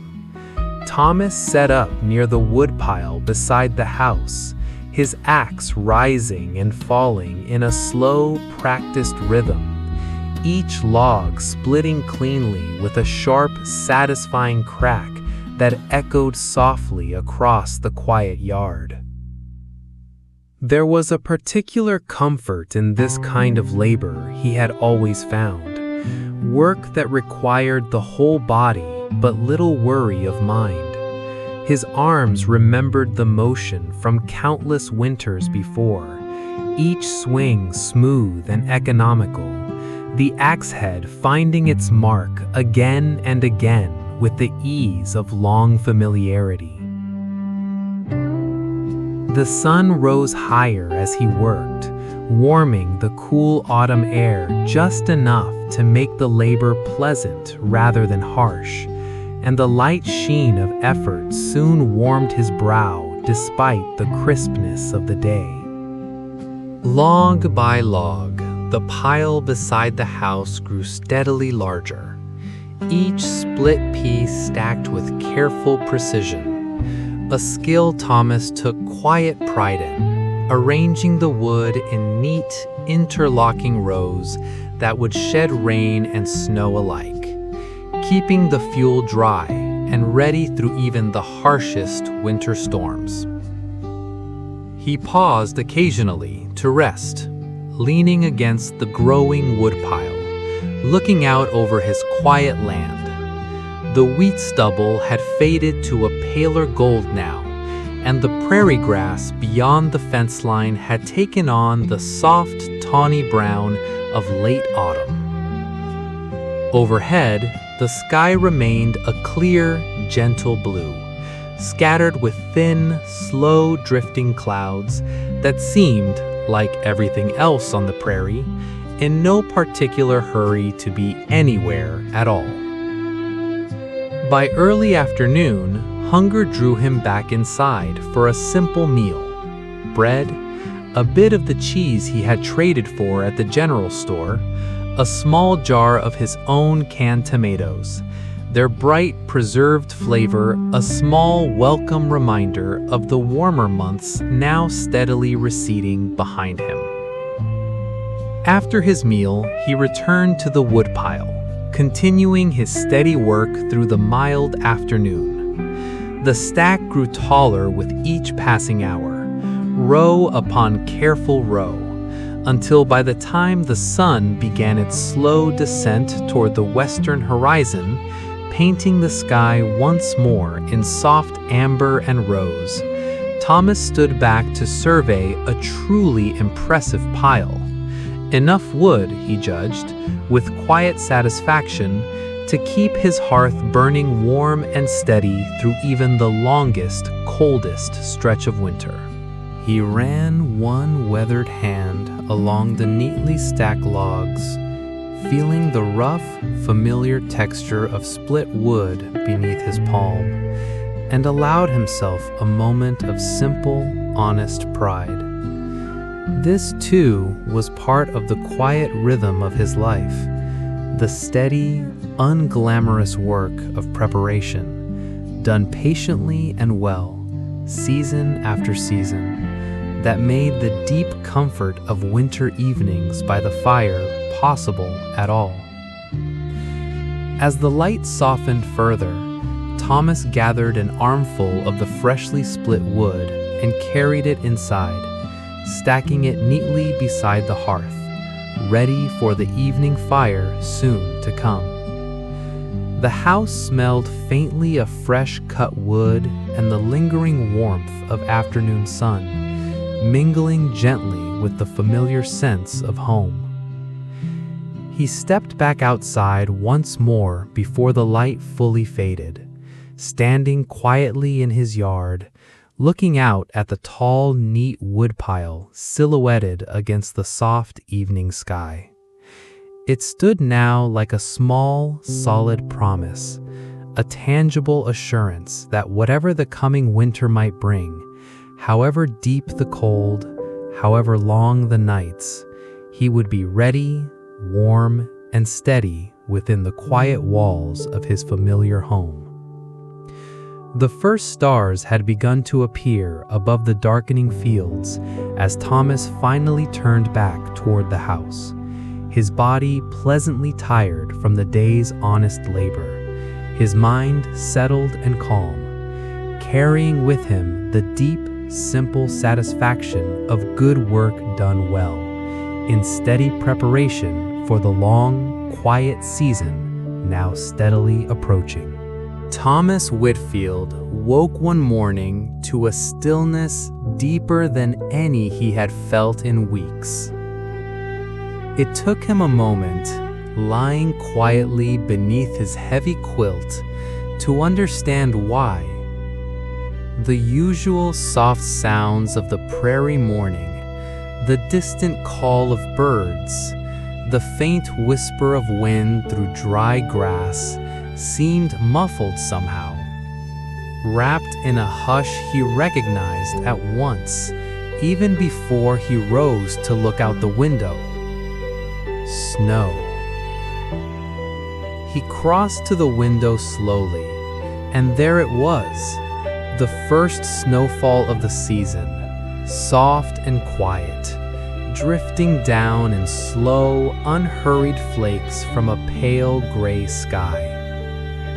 It had clearly been falling for some hours already, for a thin, even blanket of white had settled gently over the yard, the fence posts, the sloped roof of the barn, transforming the familiar golden-brown landscape into something hushed and pale and new. Thomas dressed quickly in his warmest clothes, added an extra log to the banked embers in the hearth, and stepped outside into the soft, cold quiet of the snow-covered morning.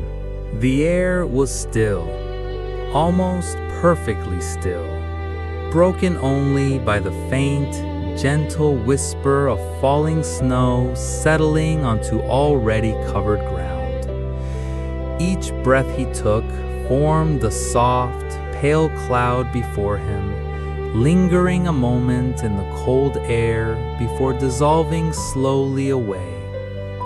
The snow fell in loose, wandering flakes, unhurried, drifting this and that on barely there currents of air, before settling softly onto the white-covered earth. He walked slowly across the yard, his boots leaving deep, crisp prints in the fresh snow, the sound of each step muffled and soft against the thick white blanket covering the ground. The world felt different this morning, quieter, gentler, wrapped in the particular hush that only a fresh snowfall can bring, as though the whole wide prairie had been asked gently to hold its breath for a while. At the barn, Bess and the sheep greeted him with their usual soft sounds, seemingly undisturbed by the change in weather, their thick winter coats already grown in enough to keep them warm and comfortable. Thomas moved through his morning chores a little more slowly than usual, pausing more than once simply to look out through the open barn door at the softly falling snow beyond, the fields stretching pale and quiet toward a horizon lost gently in the soft gray sky. When his chores were finished, he did not hurry back inside. Instead, he walked out a little further into the yard, tilting his face upward, watching the snowflakes drift down toward him, each one distinct for a brief moment before settling softly against his coat, his hat, his weathered hands. There was something deeply peaceful about a first snowfall, he had always felt, a quiet, gentle magic to it, different from any other kind of weather the prairie offered. The rain came with purpose and urgency, and the wind often carried its own restless energy. But the snow felt differently, slow and patient and soft, asking nothing of the land but permission to settle quietly upon it. He walked the familiar path out toward the edge of his wheat field, now lying pale and dormant beneath its thin white covering, the fence posts along the way capped gently with soft white ridges, each wooden rail outlined in delicate, careful white. The whole world seemed softened this morning, edges blurred gently by the falling snow, sounds hushed and distant, the wide prairie sky pressing low and pale overhead. In the distance, the old windmill turned slowly, its blades catching soft clusters of snow that spun briefly outward before scattering gently back toward the ground. Thomas paused to watch it for a long while, the familiar motion made new and gentle by the quiet snowfall surrounding it.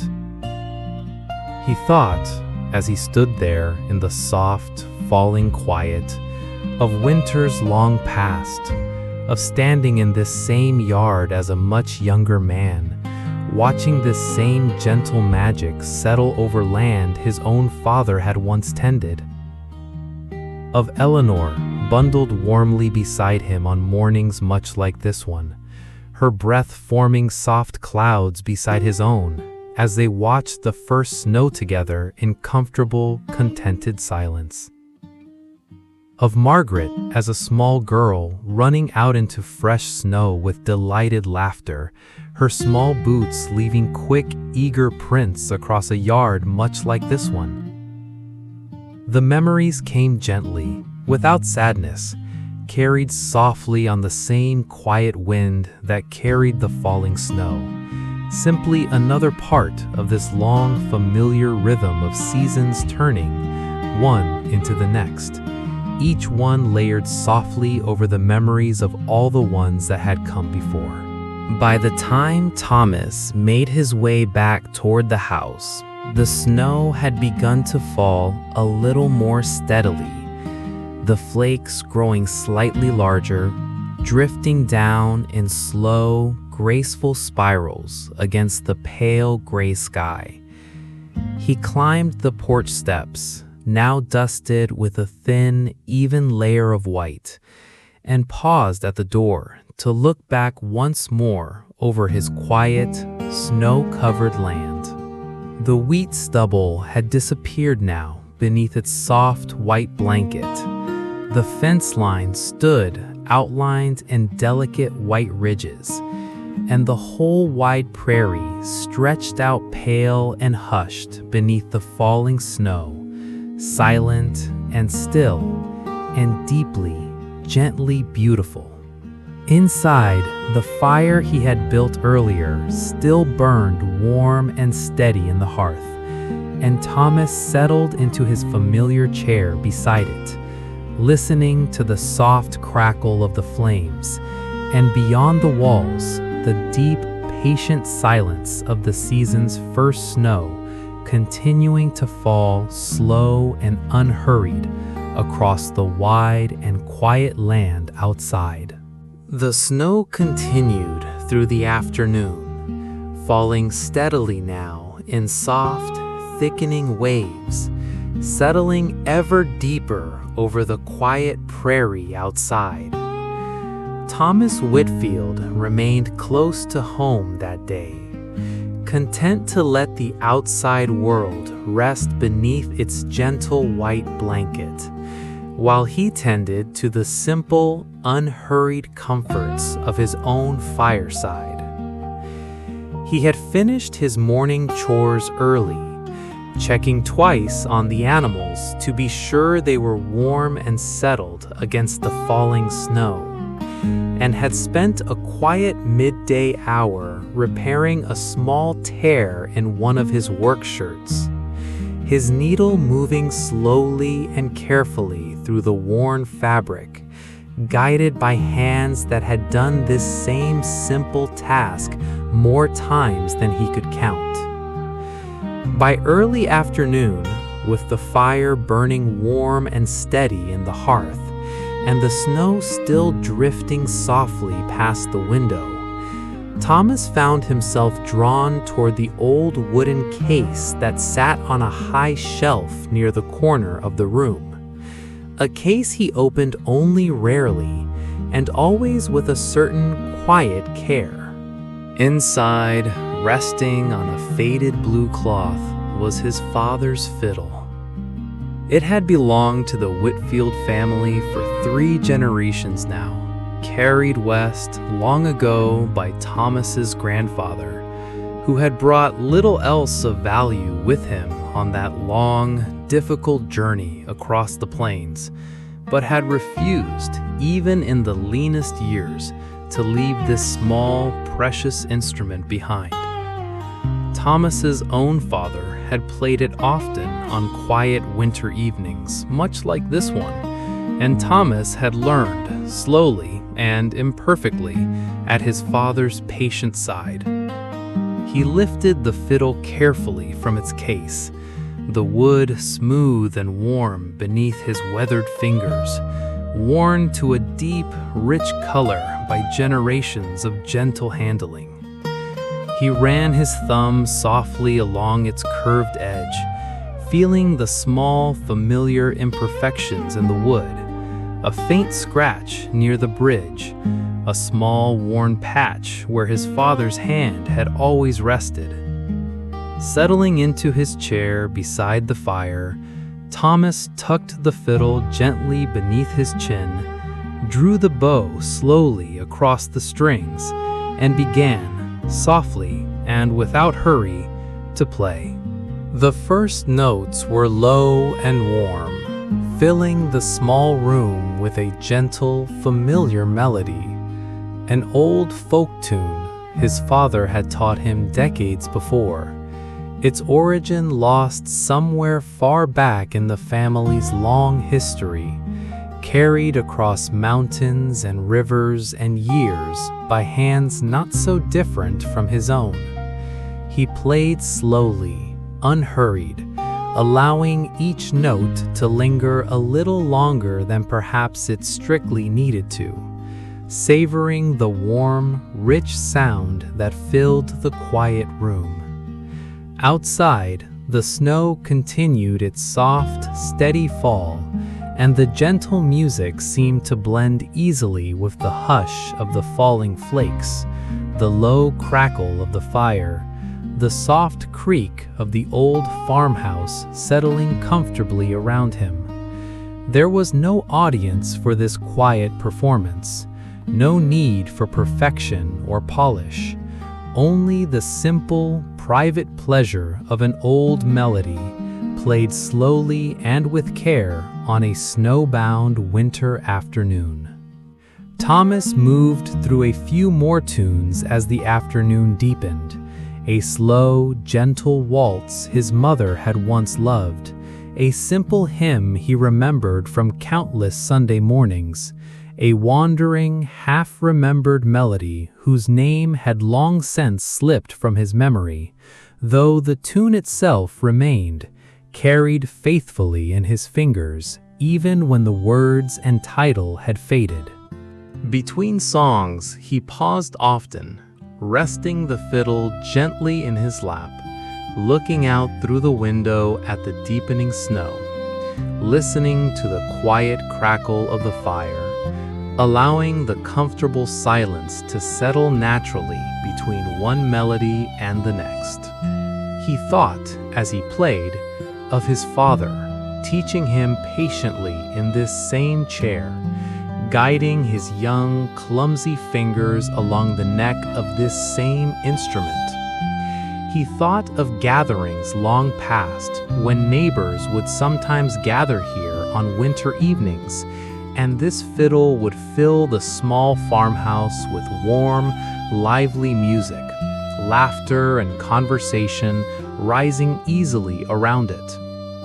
Those gatherings came less often now in these quieter years of his life, but the fiddle remained, faithful and warm, ready always to fill his solitary evenings with the same gentle music that had comforted 3 generations of Whitfields before him. As the afternoon light outside began its slow fade toward evening, Thomas played one final tune, the same simple lullaby his mother had once hummed to him as a small boy, and that he himself had hummed many years later to a small, sleepy Margaret in this very room. The melody was soft and slow, each note drawn out gently, filling the warm, fire-lit room with a deep, quiet tenderness.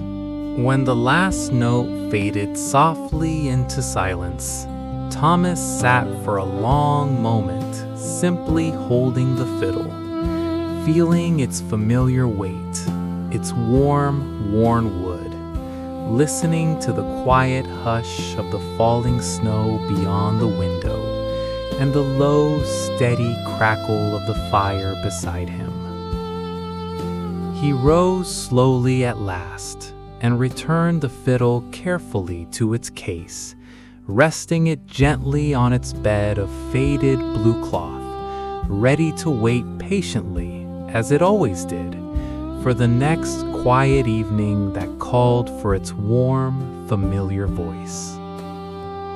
Outside, the snow continued to fall, soft and steady, wrapping the whole quiet farmhouse in its deep, gentle hush, while inside, the fire burned low and warm, and Thomas settled back into his chair, filled with the same soft, peaceful contentment that always followed an afternoon spent among old melodies and older, well-loved memories. By the time evening settled fully over the farmhouse, the snow had finally begun to ease. The thick, steady fall of the afternoon softening gradually into a few scattered, lazy flakes drifting slowly down from a sky that had, at last, begun to clear. Thomas Whitfield stood for a moment at the window, watching the last of the snowfall settle gently over a yard already deep in soft, undisturbed white. He moved to the kitchen as the light outside faded toward dusk, beginning the familiar, unhurried work of preparing his evening meal. Tonight, he had decided, would call for something a little heartier than his usual simple fare. A fitting meal, he thought, for the season's first true snow. He took down one of the jars he had canned weeks before, its deep red tomatoes catching the warm lamplight as he set it on the counter, and began preparing a simple stew, adding. By the time evening settled fully over the farmhouse, the snow had finally begun to ease. The thick, steady fall of the afternoon softening gradually into a few scattered, lazy flakes drifting slowly down from a sky that had, at last, begun to clear. Thomas Whitfield stood for a moment at the window, watching the last of the snowfall settle gently over a yard already deep in soft, undisturbed white. He moved to the kitchen as the light outside faded toward dusk, beginning the familiar, unhurried work of preparing his evening meal. Tonight, he had decided, would call for something a little heartier than his usual simple fare. A fitting meal, he thought, for the season's first true snow.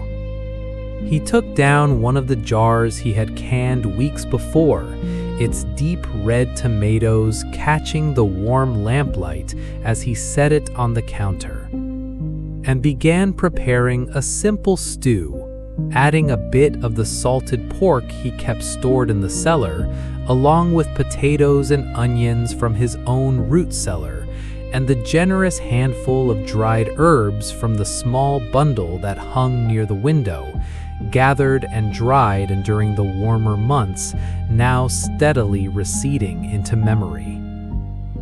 The kitchen filled slowly with warm, comforting scents as the stew began its long, slow simmer on the stove, rich and savory, mingling with the faint, lingering sweetness of the tomatoes and the earthy warmth of the potatoes.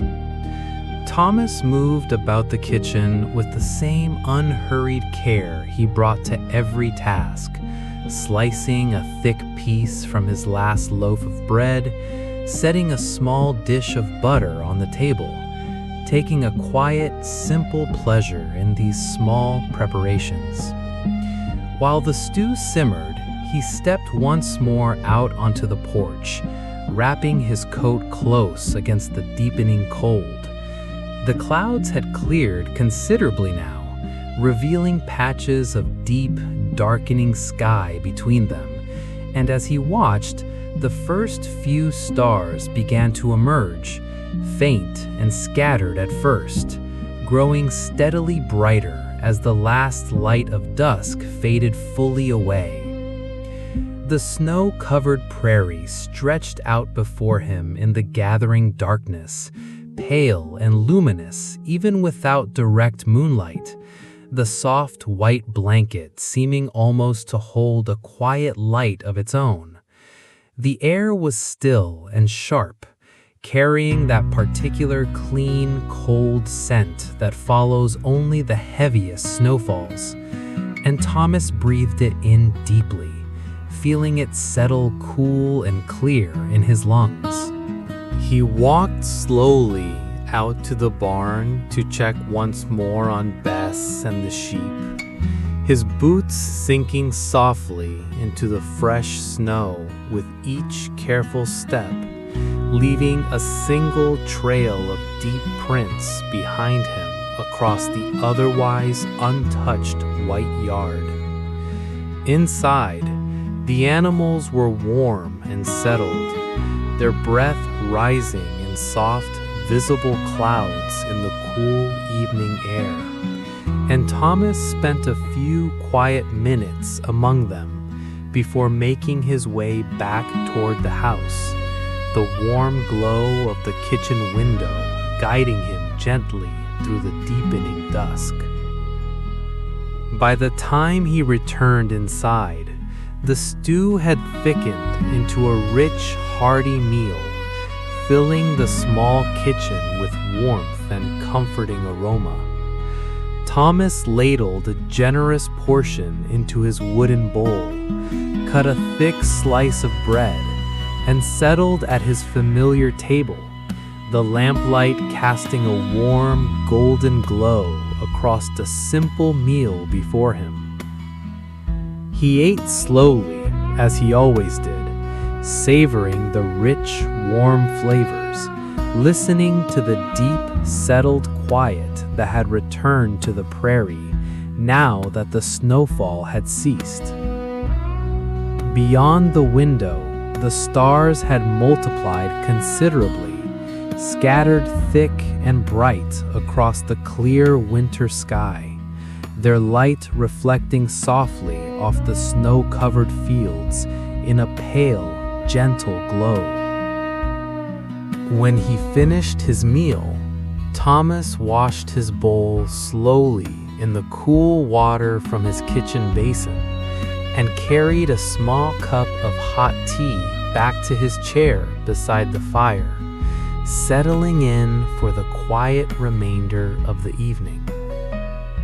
The fire crackled softly, warm and steady, and through the window he could see the clear night sky stretching wide and brilliant over his snow-covered land, the stars seeming, on nights like this one, closer and more numerous than almost any other time of year, as though the cold, clear winter air somehow sharpened their light, bringing them nearer to the quiet, snow-blanketed earth below.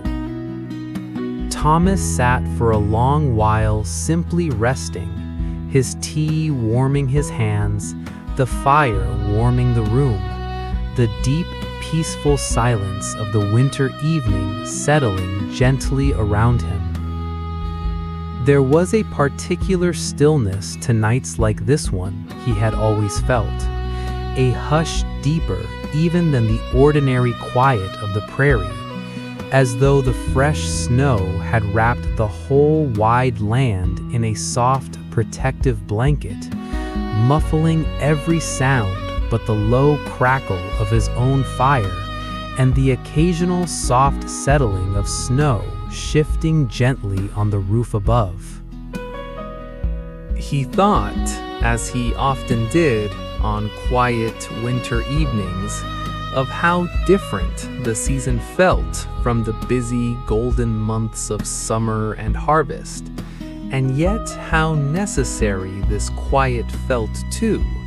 A long, gentle pause, a time for rest and reflection, for old fiddle tunes and warm stews and early nights beside a steady fire before the whole slow cycle of planting and growing and harvesting began again with the coming of spring.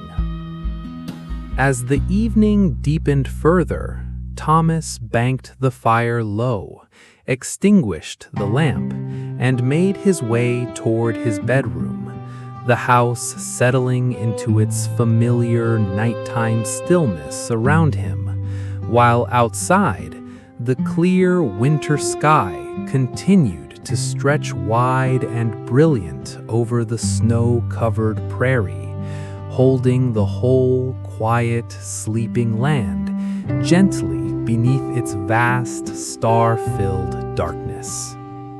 The weeks that followed the first snowfall settled into the deep, steady quiet of full winter. The prairie lay hushed beneath its pale white blanket. The days grew shorter, and Thomas Whitfield's evenings by the fire grew correspondingly longer, filled with the same slow, familiar rhythm of rest and quiet reflection that winter always seemed to bring. One crisp December morning, waking to a sky of pale, clear blue stretched wide above the snow-covered fields, Thomas felt the particular, gentle anticipation that always arrived around this time of year. Christmas was drawing near, and with it, the quiet, familiar traditions that had marked this season for as long as he could remember. After tending to his morning chores, he pulled on his heaviest coat and walked out past the barn toward a small stand of evergreens that grew along the northern edge of his property, their dark green boughs dusted lightly with snow, standing out rich and vivid against the pale winter landscape surrounding them. The walk was cold but pleasant, his boots crunching softly through the crusted snow, his breath forming slow, steady clouds before him in the sharp morning air. The prairie stretched wide and silent around him, the wheat fields lying dormant beneath their white covering, the distant tree line standing dark and still against the pale winter sky. At the evergreens, Thomas worked slowly and carefully, selecting a few of the fuller, healthier boughs, cutting them with practiced ease using the small hatchet he had carried along for the purpose. The rich, sharp scent of fresh pine filled the cold air around him, mingling pleasantly with the clean, crisp smell of the snow itself, a scent that had come to mean this particular season more than almost any other.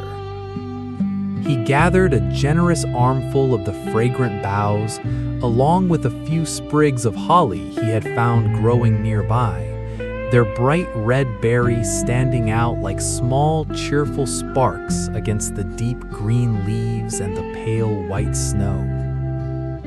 Back at the farmhouse, Thomas settled at his kitchen table with his gathered greenery and began the slow, careful work of weaving together a simple Christmas wreath, a tradition he had continued faithfully every year since Eleanor had first taught him many winters before, sitting at this very table, her hands guiding his own through the gentle, patient motions.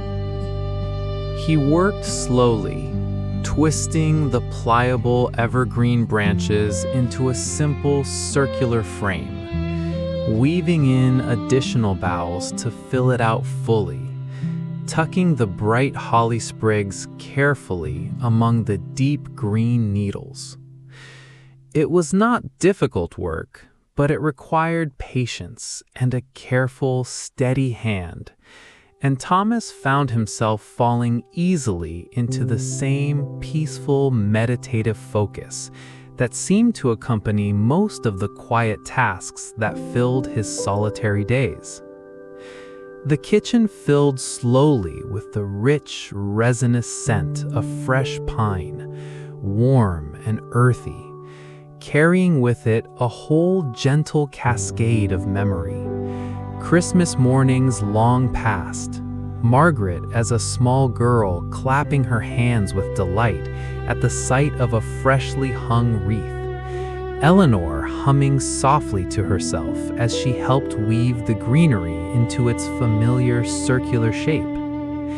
As he worked, Thomas found himself humming quietly too, an old carol whose words had long since blended together in his memory, though the gentle melody remained clear and familiar, rising softly above the quiet crackle of the kitchen fire. By the time the wreath was finished, the pale winter sun had climbed to its highest point, spilling soft, gentle light through the kitchen window.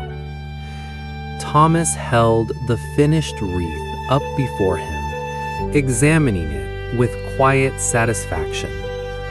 Full and green, the bright holly berries scattered pleasantly throughout, simple and unadorned, exactly as it had always been. He carried it to the front door and hung it carefully on the small iron hook fixed there many years before, stepping back afterward to admire it against the weathered wood of his farmhouse door. It was a small thing, perhaps, this simple wreath of pine and holly, but it marked, gently and faithfully, the quiet turning of the year towards its final reflective season. He spent the remainder of the afternoon in similarly quiet preparation, sorting through a small box of simple decorations kept carefully from year to year. A few carved wooden ornaments he had made himself long ago, a handful of candles reserved especially for the season, a faded ribbon that had once, many Christmases before, been tied around a gift for Margaret. As evening approached, Thomas lit one of the special candles and set it in the front window, a small, steady point of warm light glowing softly out into the deepening winter dusk. A simple, old tradition meant, as his own mother had once told him, to guide any weary traveler safely toward warmth and welcome. He stood for a long moment at the window, watching the candle's soft flame flicker gently against the darkening blue of the winter evening beyond, the snow-covered fields stretching pale and quiet toward a horizon just beginning to fill with the first scattered stars of the night. There was a particular gentle warmth to the season, Thomas thought, settling slowly into his chair beside the fire, the fresh evergreen wreath hanging faithfully on his door, the candle glowing steadily in his window, a warmth that came not from grand celebration, but from these same small, faithful traditions, carried gently forward year after year, connecting him still, in his own quiet way, to all the Christmases that had come before, and to the loved ones, near and far, who remained, even now, close within his heart. Christmas Eve arrived on the prairie, beneath a soft, clear sky, the kind of deep, gentle blue that seems, in the last hour before sunset, to hold within it the promise of an especially bright and starry night to come. Thomas Whitfield spent the day in quiet, unhurried preparation, moving through his familiar chores with a particular gentle warmth that always seemed to settle over this one evening of the year. He tended to Bess and the sheep a little earlier than usual, giving each of them a small extra measure of feed, a simple, quiet gesture of shared celebration he had continued every Christmas Eve for as long as he could remember. The animals accepted the small kindness with their usual calm contentment, unaware of the particular significance of the evening, though Thomas liked to think, in his own quiet way, that they sensed something gentle and different in the air all the same. Inside the farmhouse, he prepared a modest but special supper, a small roasted hen he had kept aside for the occasion, alongside potatoes and the last of his canned vegetables, and a small loaf of sweetbread studded with dried fruit, a recipe passed down from his own mother, made only once each of this evening. As the sun began its slow descent toward the snow-covered horizon, painting the sky in soft shades of rose and gold, Thomas heard the faint, familiar sound of sleigh bells drifting across the quiet fields, growing steadily closer. He stepped out onto his porch to find the Hargrove family sleigh gliding smoothly across the snow-covered road. Old Mr. Hargrove at the reins, his family bundled warmly beside him, their soft laughter carrying easily through the still evening air. It was a small, gentle tradition among the scattered neighbors of this quiet stretch of prairie.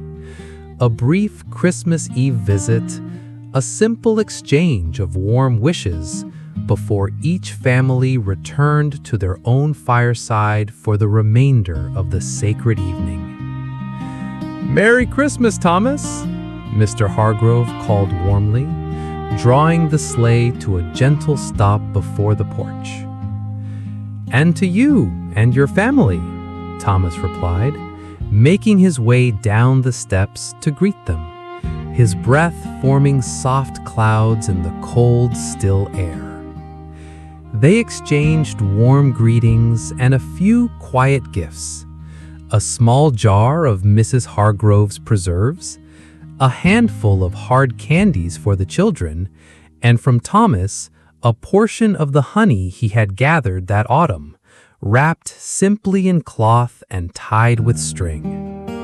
There was no long visit, no lengthy conversation, only a brief, warm exchange beneath the darkening sky, the sleigh bells jingling softly as the horses shifted, eager to continue their own journey home before full darkness settled over the prairie. "Give our best to Margaret if you write to her," Mrs. Hargrove added gently before the sleigh pulled away. "I will," said Thomas, watching them go, the sleigh gliding smoothly back down the snow-covered road, the soft jingle of bells growing gradually fainter until it faded entirely into the deep, settled quiet of the evening. He stood a while longer on his porch after they had gone, watching the last warm colors fade slowly from the western sky, the first stars beginning their soft, familiar appearance overhead. There was a particular fullness to this quiet moment, he thought. Not loud or crowded, but warm all the same, carried gently by the brief visit of good neighbors, by the small, thoughtful exchange of simple gifts, by the deep, patient sense of community that connected even the most solitary prairie homesteads on this one sacred evening of the year. He returned inside as darkness settled over the land, lighting the special Christmas candle once more in his front window, its warm glow joining the soft firelight already filling the small room. He ate his simple, special supper slowly, savoring each quiet bite. The roasted hen, rich and warm, the sweet bread, soft and fragrant with dried fruit and gentle spice. After his meal, Thomas settled into his chair beside the fire, and, as had become his own quiet tradition, lifted his father's fiddle once more from its case, playing a slow, gentle rendition of an old Christmas carol, the familiar melody filling the warm room with quiet, unhurried beauty. He thought, as he played, of Margaret and her family, gathered now around their own Christmas fire so far to the east. The children, perhaps already tucked into bed, dreaming of the morning to come. He thought of Eleanor and of Christmases shared together in this very room, her voice rising softly alongside his own fiddle in gentle, familiar harmony.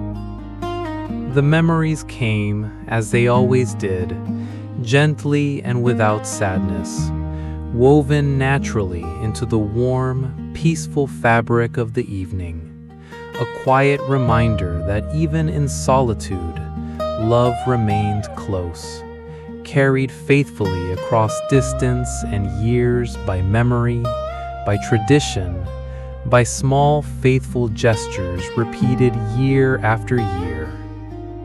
When the last notes of the carol faded softly into the quiet room, Thomas returned the fiddle gently to its case and sat for a long while, simply resting beside the fire, watching its low, steady flames, listening to the deep, peaceful silence of the Christmas Eve night settling gently over his snow-covered farmhouse.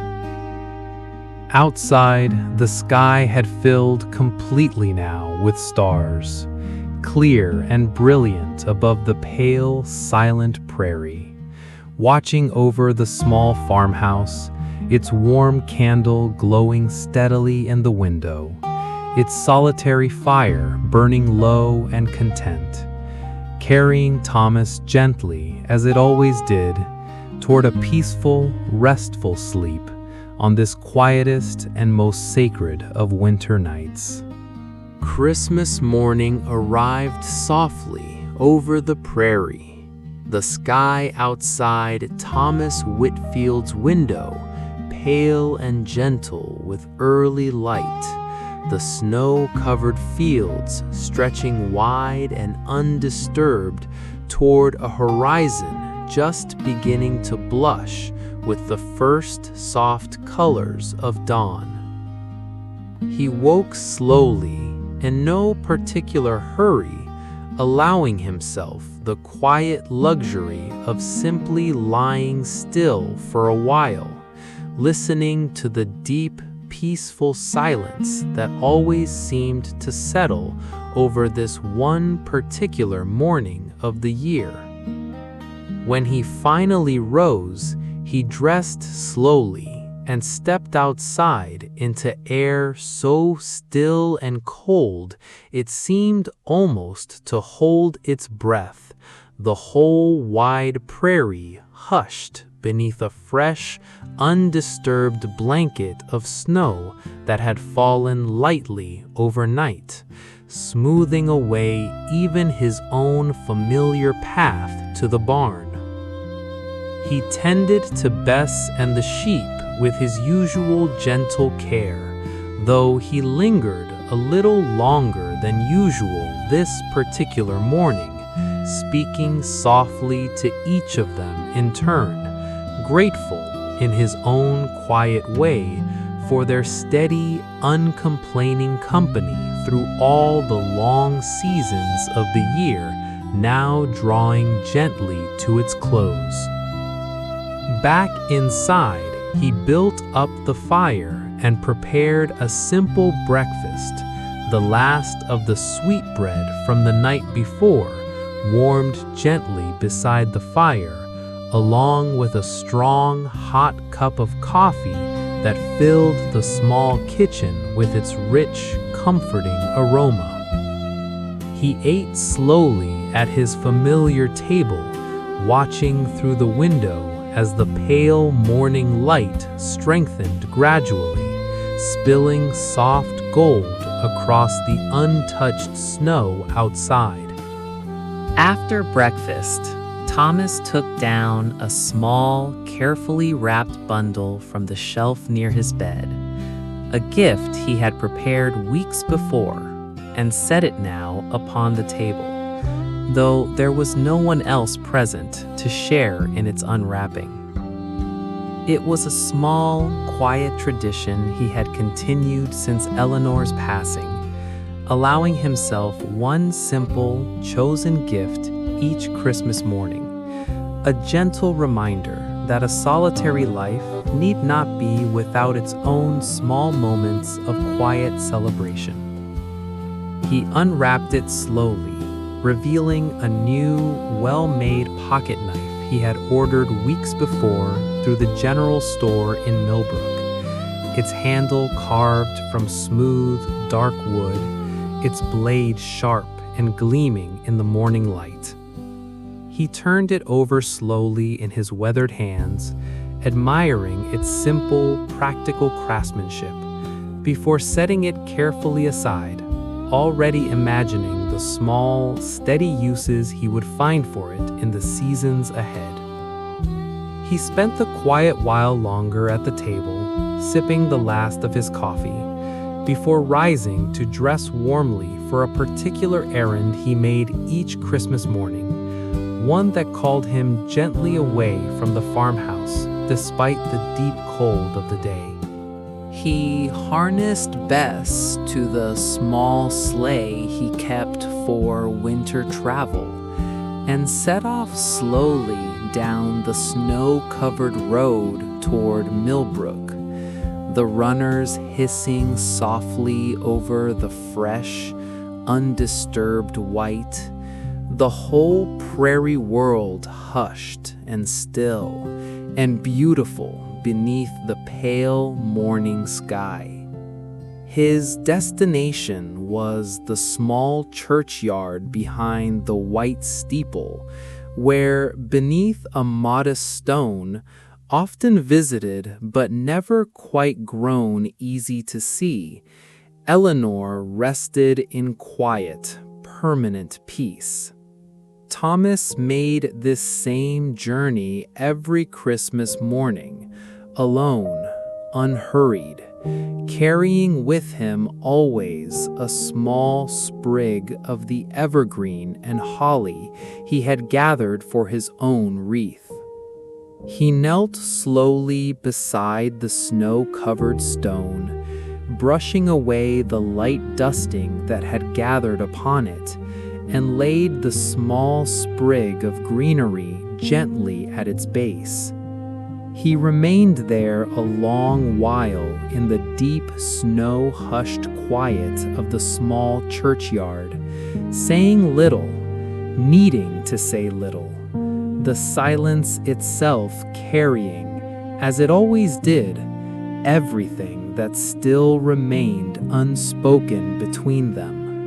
"Merry Christmas, Eleanor," he said softly at last, his breath forming a slow, pale cloud in the cold morning air.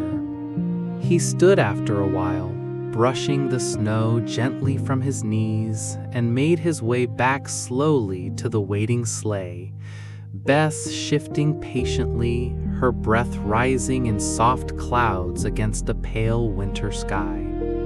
The journey home felt, as it always did on this particular morning, quiet and reflective, the wide, snow-covered prairie stretching peacefully in every direction, catching the strengthening morning light in countless soft, glittering points across its smooth, undisturbed surface.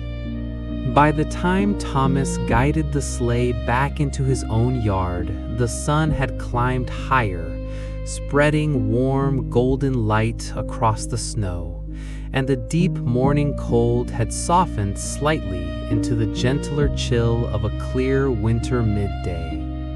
He unharnessed Bess with his usual careful patience and stood for a long moment afterward in his quiet yard, simply looking out over his peaceful, snow-covered land. There was a fullness to this quiet solitude he had come across many such Christmases to understand and even treasure. Not an absence of love or connection, but rather a deep, settled kind of communion with all that remained close to him still, near and far, living and remembered, carried gently within the patient, unhurried rhythm of this simple, well-loved life. He spent the remainder of the peaceful day much as he spent most days, tending small chores, resting beside his fire, playing a few more gentle tunes upon his father's fiddle as the pale winter light slowly softened once more toward evening.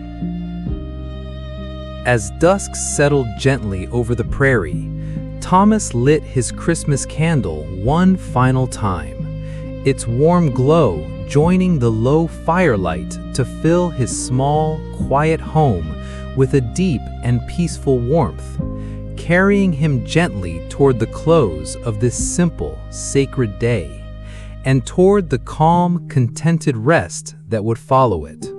The days between Christmas and the New Year passed on their prairie in their own quiet, gentle fashion, each one settling softly into the next, much like the snow that continued, now and then, to drift gently down over Thomas Whitfield's peaceful farm.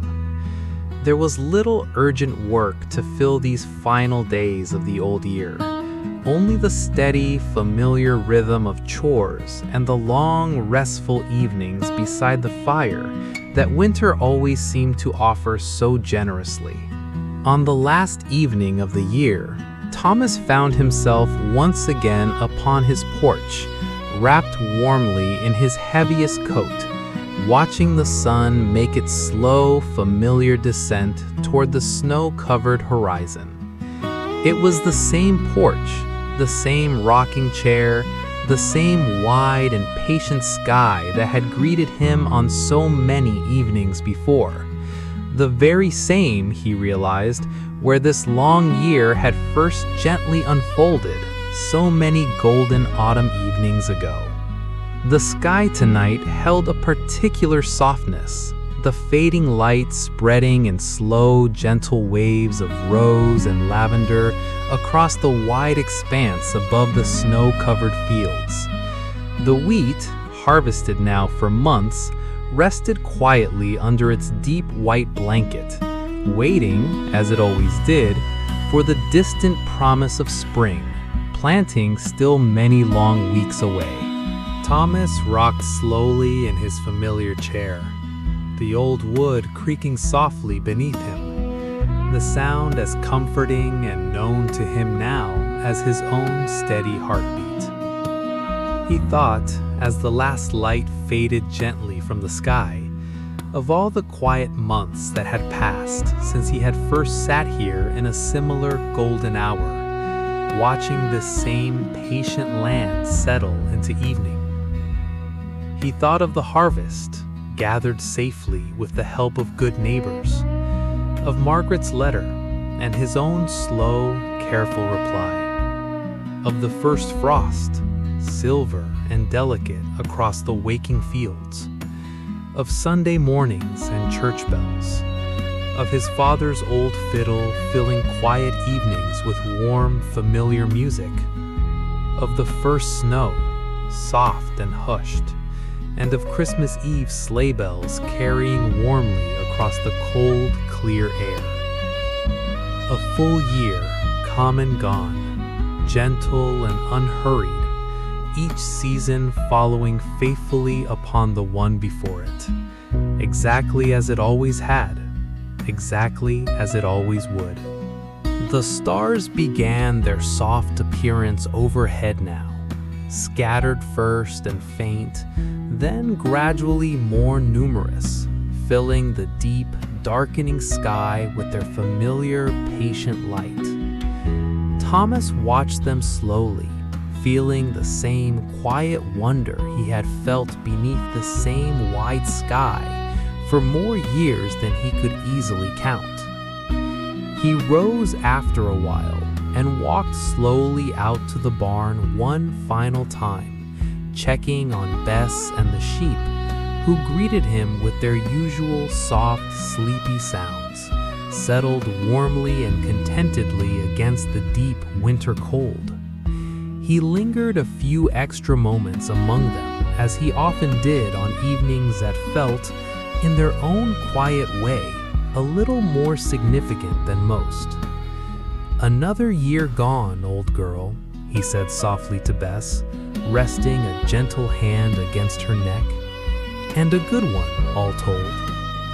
He walked back toward the house beneath a sky now fully dark and brilliant with stars, his boots crunching softly through the snow, his breath rising in slow, steady clouds before him. The farmhouse waited ahead, small and warm and familiar, its single window glowing with soft golden light against the deep blue darkness of the winter night. Inside, he added a final log to the fire, watching it catch slowly, the flames rising warm and steady, filling the small room with gentle, flickering light. He settled into his chair, feeling the deep, peaceful tiredness of a long year's honest living settle comfortably through him. There was no grand celebration awaiting the year's turnout here on the quiet prairie, no crowded gathering, no loud countdown toward midnight. There was only this, the steady fire, the familiar chair, the deep, peaceful silence of the snow-covered land, stretching wide beyond his walls, and the quiet, certain knowledge that whatever the new year might bring, it would arrive here, as it always did, gently and in its own good time. Thomas thought once more, in this final quiet hour, of all those he loved, Margaret and her children, so far to the east, Eleanor, resting peacefully beneath her small stone in the Millbrook churchyard, his good neighbors, each now settled warmly into their own firesides on this quiet winter night. Though the year had carried its own quiet solitude, it had never once felt truly empty, filled instead with memory and letters and old fiddle tunes and the deep, abiding companionship of land and season and steady, faithful routine. Outside, the snow lay still and silver beneath the brilliant winter stars. The whole wide prairie hushed and peaceful, waiting patiently, as it always did, for the slow turning of the year to carry it gently forward, toward the quiet thaw of late winter, toward the first green stirrings of spring, toward planting and growing, and, in its own good time, another golden harvest, still many months away. Thomas felt his eyes growing heavy now, the fire's warmth and the day's quiet fullness settling gently over him. He did not fight the feeling, but welcomed it, as he welcomed most things that came to him now with the patient, unhurried rhythm of this long, well-loved life. He rose slowly, banked the fire for the night, and made his way toward his familiar bed, the house settling into its deep, comfortable stillness around him. And as the old year drew softly to its close, and the new year waited quietly just beyond the edge of sleep, Thomas Whitfield closed his eyes, his breathing slowing gently into the same deep, peaceful rhythm that had carried him through so many nights before, safe and warm and steady, beneath the same wide and patient prairie sky that had watched over him gently and faithfully through every quiet season of this long and good year. The farmhouse stood silent and still beneath the stars, its fire glowing low and warm, its single window dark now with rest, while all around it the vast and peaceful prairie slept on, quiet and unhurried, exactly as it always had, exactly as it always would.